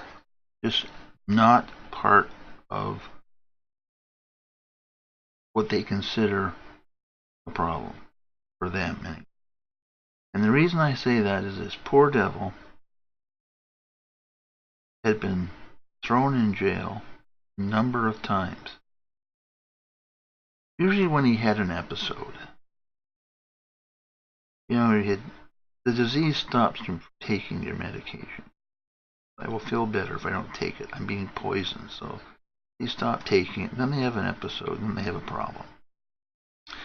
And it isn't necessarily a violent problem. It's just a problem. A little bit strange behavior. Well, this young guy who I taught lessons to, I knew him for a long time. In fact, I knew him till I went to Belize. I don't know where he is now. But when I went to Belize, he had come to see me. And he had just, I don't know why, but he had just gotten out of jail and he'd come to see me. Maybe that's a problem for me. I don't know. Anyway, that's what happened. He came to see me. And I'll say his name is Phil. That's not his name, but let's say his name is Phil. So he says to me, "Oh, I feel so much better now." I go, "Really? Like, what's wrong?" He goes, "Well, they had me in jail. You know, in jail you got to wear those clothes that they give you, right? You can't have your own clothes." I said, "No, I didn't know that, but now that you mentioned, I do see those guys in orange jumpsuit. Stands to reason." And he goes, "Yeah. As well, I have no protection." I thought, "Oh my God, don't tell me he's being accosted in jail. Like, this is terrible." So I'm feeling like, oh my God, I have to tell his parents about this. That's happening. And he goes, "Oh, no, nothing like that." I go, "Oh, well, what is it, Phil?" And he says, "Well," he goes, "it's the microwaves." I go, "Waves?" And he goes, yeah, the microwaves. I go, "Well, Phil, what microwaves are we talking about?" And he goes, "Well, they're everywhere." And I go, "You lost me, kid. Where is everywhere? Like, am I being bombarded with microwaves?" He goes, "Oh, yeah." "Well, am I in danger or at all?" He goes, "Oh, no. It only affects people who are sensitive to it." I went, oh, I see, okay. So, why do you feel better?" Because, "Well, I'm protected here." I go, I'm thinking, oh, this is gallery. Like, that's kind of cool. This guy with schizophrenia feels he's a little protected in my humble gallery studio. I mean, I don't know, I kind of felt a little bit, I felt good about that for a split second. And he goes, no. Okay, you lost me. What are we talking about? He goes, "Well, here I'm protected." I said, "You mean the gallery's protecting you?" He goes, "No." Like I would know something, right? I mean, I should know this. No, I didn't know it. So I said, "Well, okay, explain, man." So he pulls his shirt open. He's got a button shirt on. He pulls his shirt open, and his entire midriff, from here to his waist, is covered in tinfoil. I kid you not. I kid you not. Tinfoil.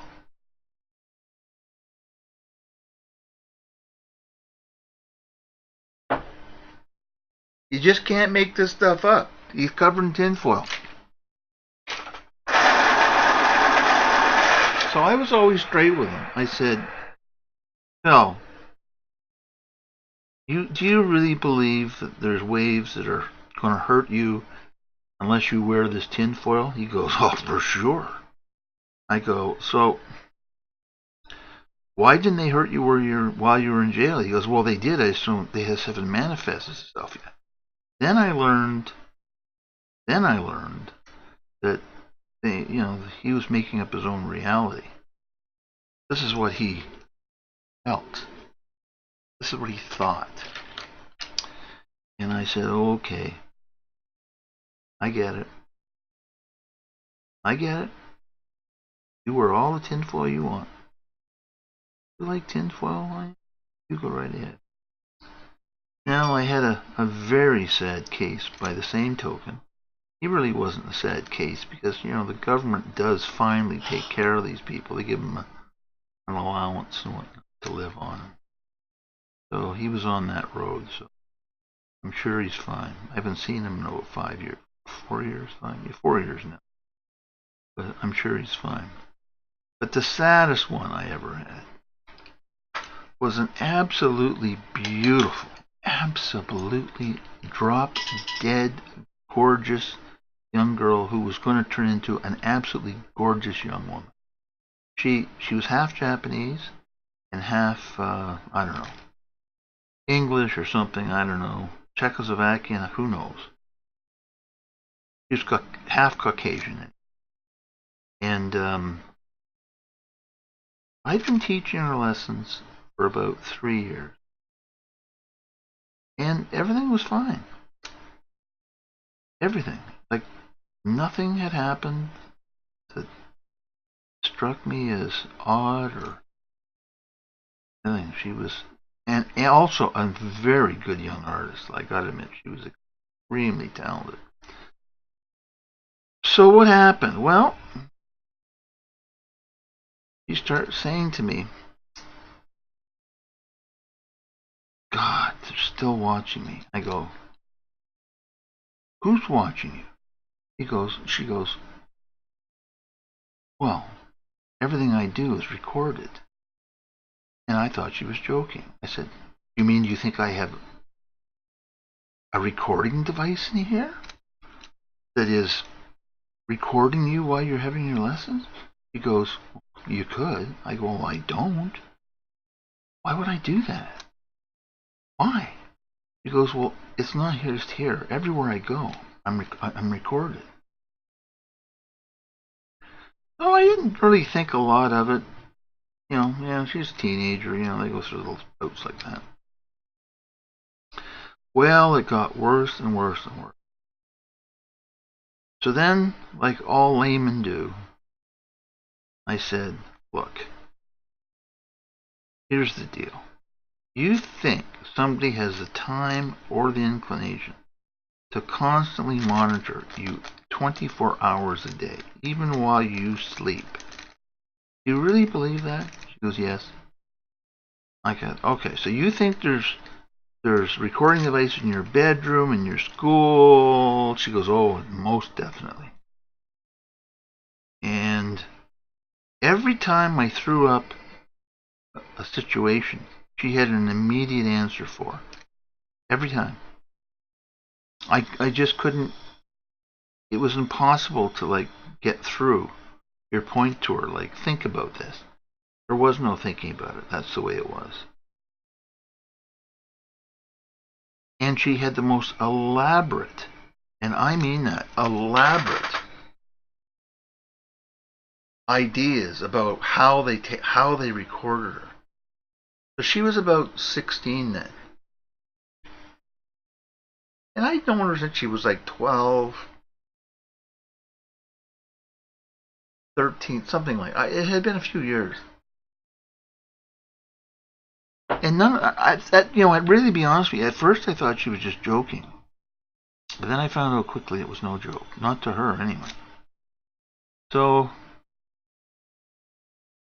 I have a doctor friend. Well, for some reason, the doctor seemed to come to me who wanted art lessons. Don't ask me why, but they still do. So, I don't know why. Maybe I listen good. I don't know. Does that sound right? I listen good. God. Listen good. I listen well. Anyway.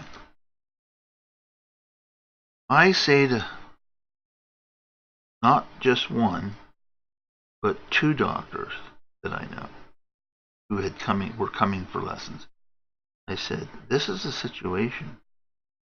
What do you think? And they went, oh, God, you're kidding. I went, no. Tell me, what do you think? And I had no experience in this at all. And they said, it's early onset schizophrenia. It says it happens to teenagers when they hit around 16. And some of them grow out of it, but most don't. So it gets worse and worse and worse. I went, oh no. So I knew her dad, who was a nice guy. Really a nice guy. And the reason he had a Japanese daughter was that he had taught in Japan. He was a teacher for a long time. Met his wife there, and they had this young girl. And they lived in the city next to me. And both doctors said you have to mention something to the parents. I went, oh my God, you got to be kidding. So you have to. You have to make sure they're aware of what you're being told because they can get her treatment.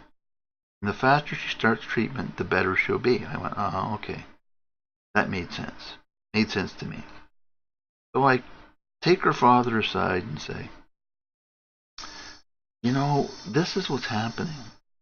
He goes, oh, yeah, we know that's just that childhood thing. I said, you know, maybe you should have it looked into. He goes, oh, it's just a kid thing. She'll just grow out of that. And then I realized that her father was in complete denial over it.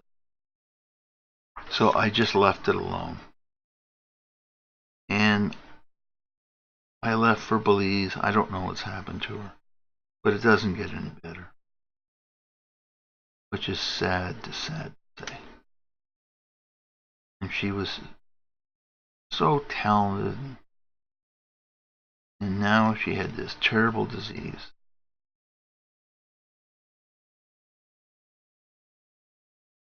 It was see somebody like mentally deteriorate right in front. My God, it was awful. Just awful. But luckily, I only had one like that. Thank God, because one was all I could have. You know, the thing about teaching is you get attached to your students. You know, like you want them to succeed. You want them to have a successful life. You know, like you want the best for them. It's like the end, almost like your children. You want them to be happy, successful. You know, and all the good things that they can achieve. Especially people who are artistic and talented and all this stuff. And you see this and you go, oh man. Oh man. Why?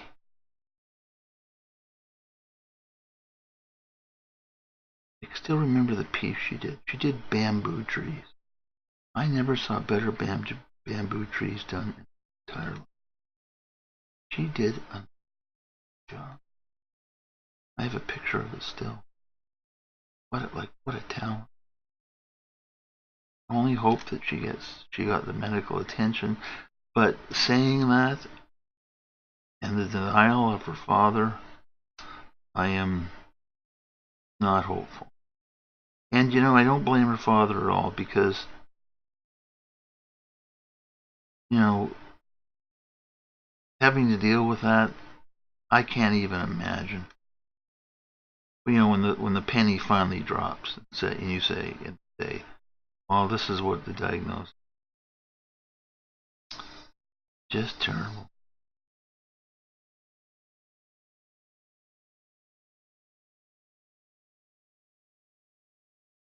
But you know, you see stuff, and a little guy one time who exceptional drawing skills, exceptional, like incredible drawing skills. And one day, I'm teaching him stuff, and he starts to draw, and I notice his hands are shaking. I joked to him. I said, "Are you nervous or something?" He goes, "No, they're starting to do that." And he says, "It's okay. Sometimes, most of the time, it just stops." I go, "Oh, that's good." I said, "Does it happen a lot?" He goes, "Well, it's happening more and more." And I go, "Okay." Well, a little guy, it turns out, had Parkinson's disease. And I watched it right in front of me as it turned into full-fledged Parkinson's. And he was like 14 years old. And as I said, his motor skills were so refined. He could draw like you wouldn't believe. And he lost it all. He just couldn't do it.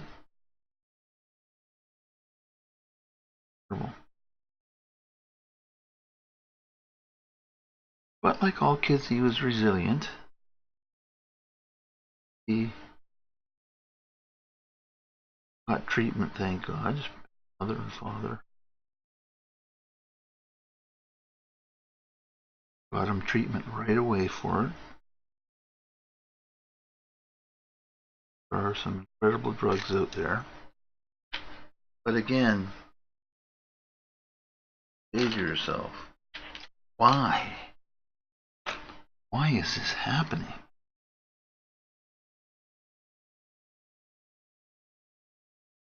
And that's why people in the mental health field get burned out all the time.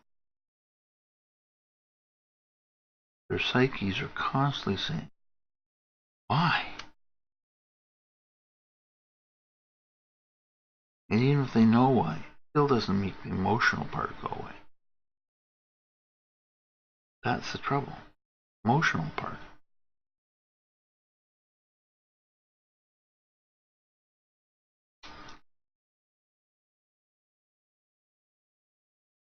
Sad, sad, sad. But we're not here to be sad. I'm drawing, so it can't be worse. Who knows? Maybe that's a story for me. I hope. Never know. One never knows what the future holds.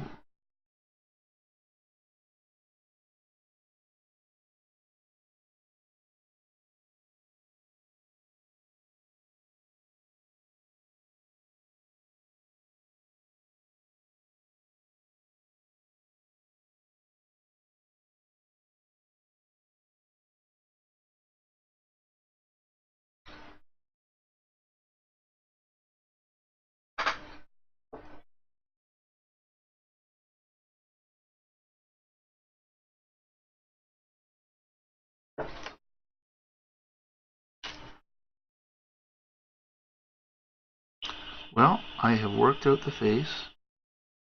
Now we will move on.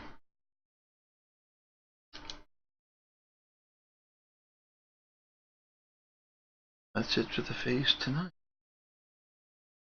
Big, beautiful eyes. I'm going to go in here. A lot of white in. 100%.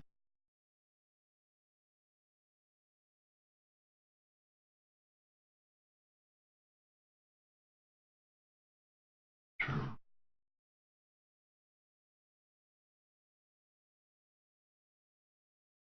What I should be using, and I'm not, is my very thin pencil.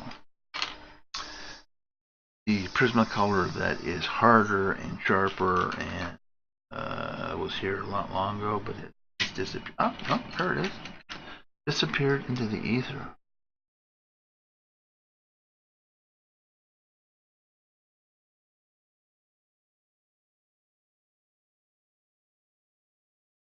They design these pencils to get into place, knowing that softer lead not sting.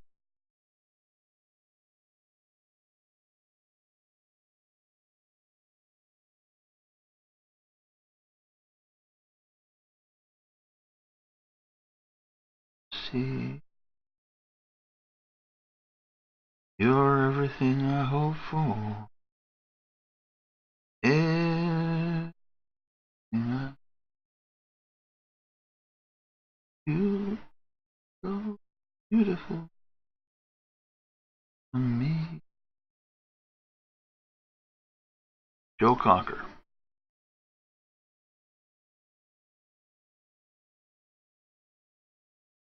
Joe, the grateful.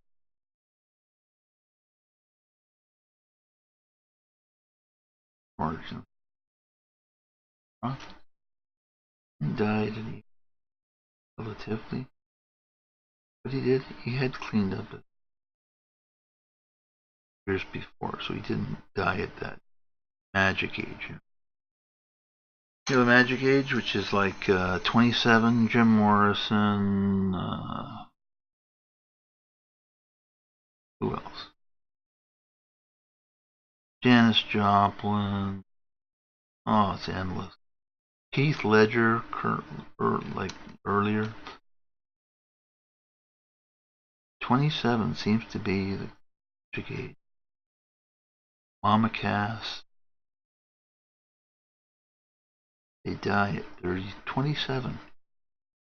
They flame out. Even, what was her name? The British song.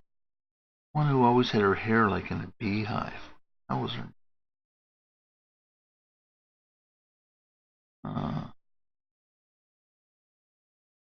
She had an incredible voice. Great jazz voice. She could have done wonderful things. Amy Winehouse. God, that girl is 27. Goodbye. What a shame. What an absolute.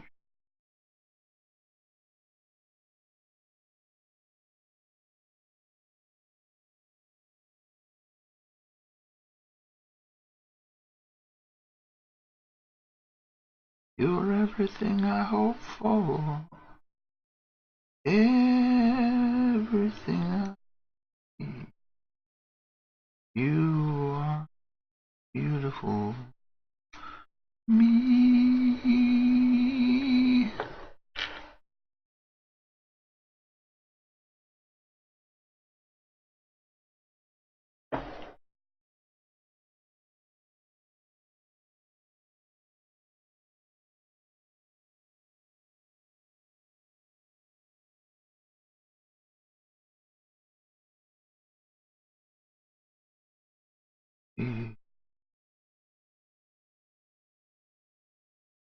Everything I hope for. And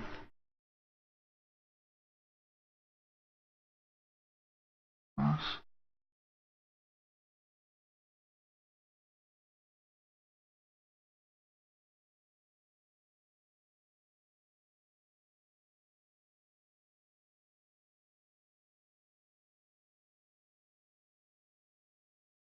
Well, we're not going to draw much longer tonight because I worked it all out.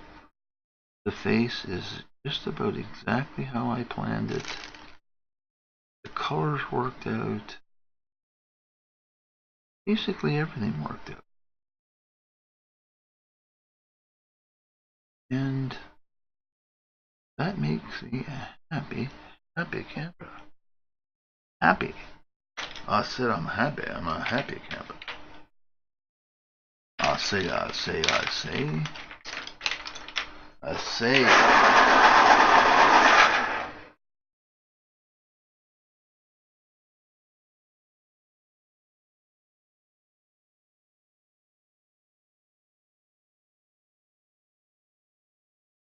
Blending pencil in.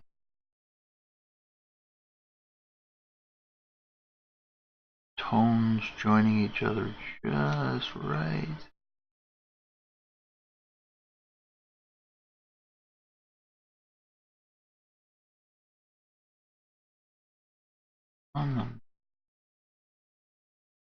I'm also cutting it short tonight because after all I did do a lecture this morning. And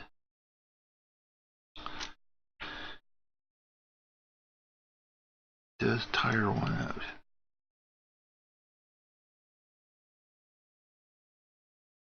I hadn't done that particular talk in a while.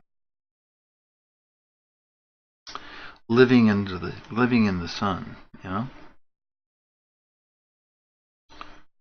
With palm trees, banana trees, lemon trees, lime trees.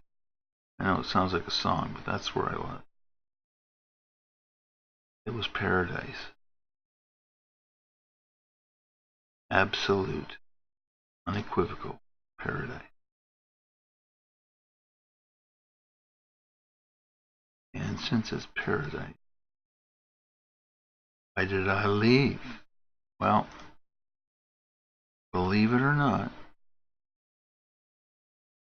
you get sick of paradise. I don't mean sick. I just mean it becomes the norm. It's no longer holiday. I mean, you can look at it like an extended holiday, I guess. I mean, in terms of, well,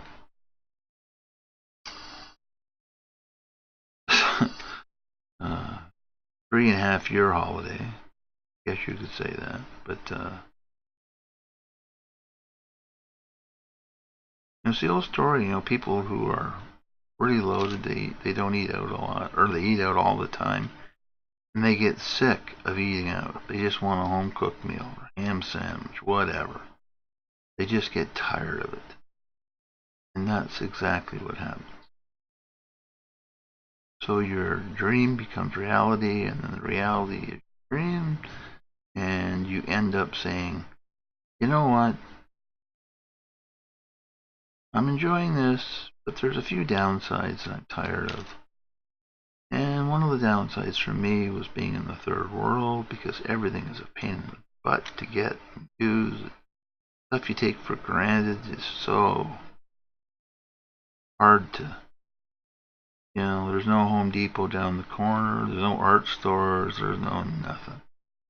Everything is a big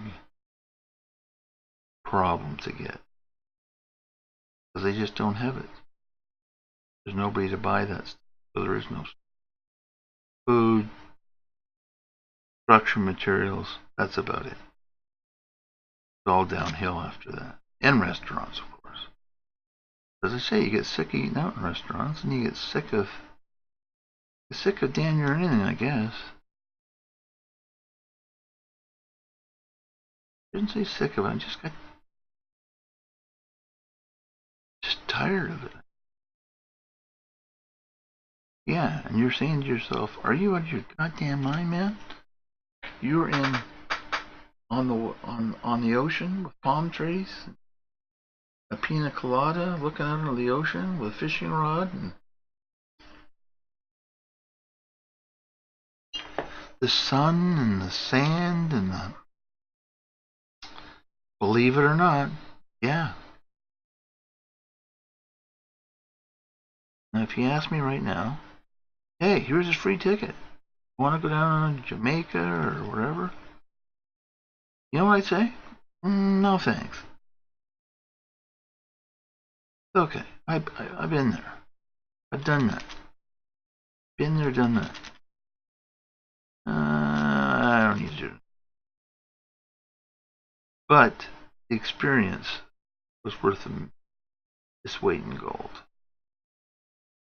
You got to see how the rest of the world survived. And they survived quite nicely. No, they're not. They don't have everything we have. They have good lives. And they're happy. And they have jobs and lives. Those things aren't so terrible. As long as they have food and water and basic shelter, people make a life for themselves no matter what they do. Exactly what you find out.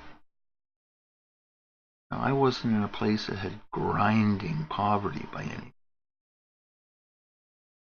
That wasn't the situation. But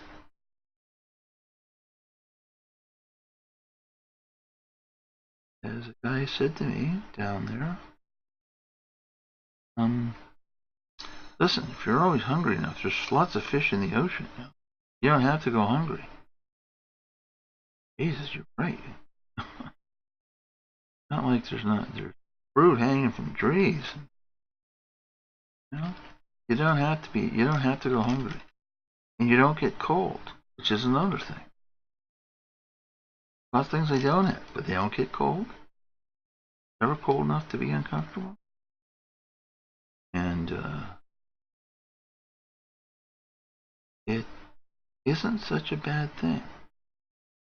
Not every person in the third world is dying to get out of it. They make a life for them. They make a good life.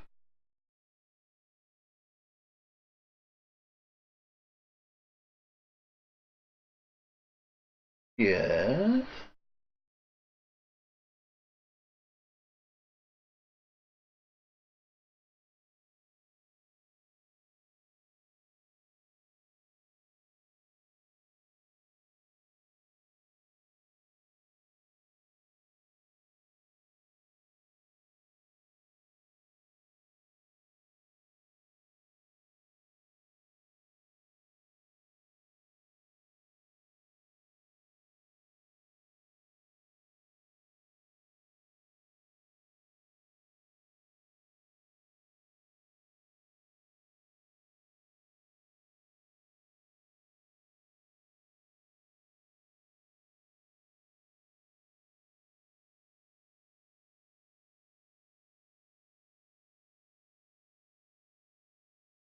When did you feel sorry for in the third world?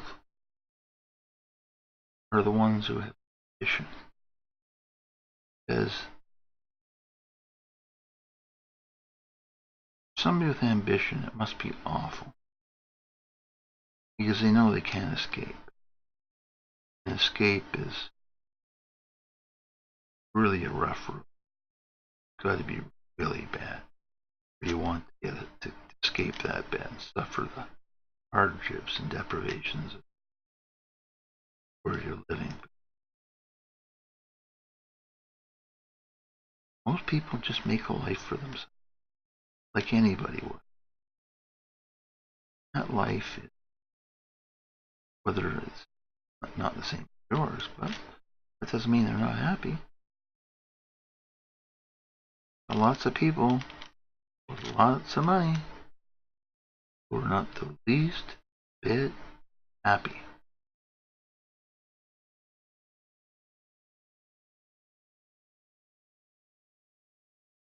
Expats, not happy at all.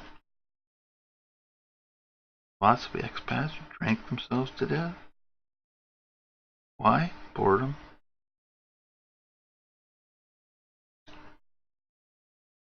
Lots.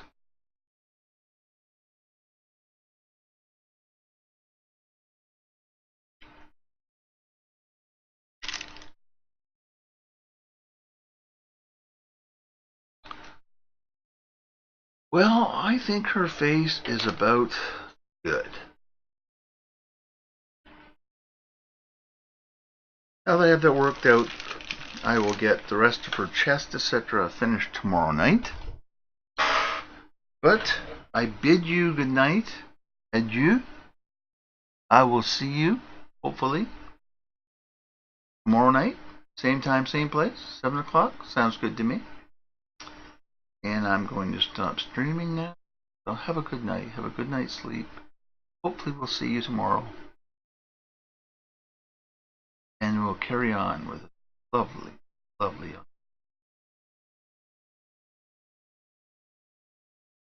stop streaming. Yeah.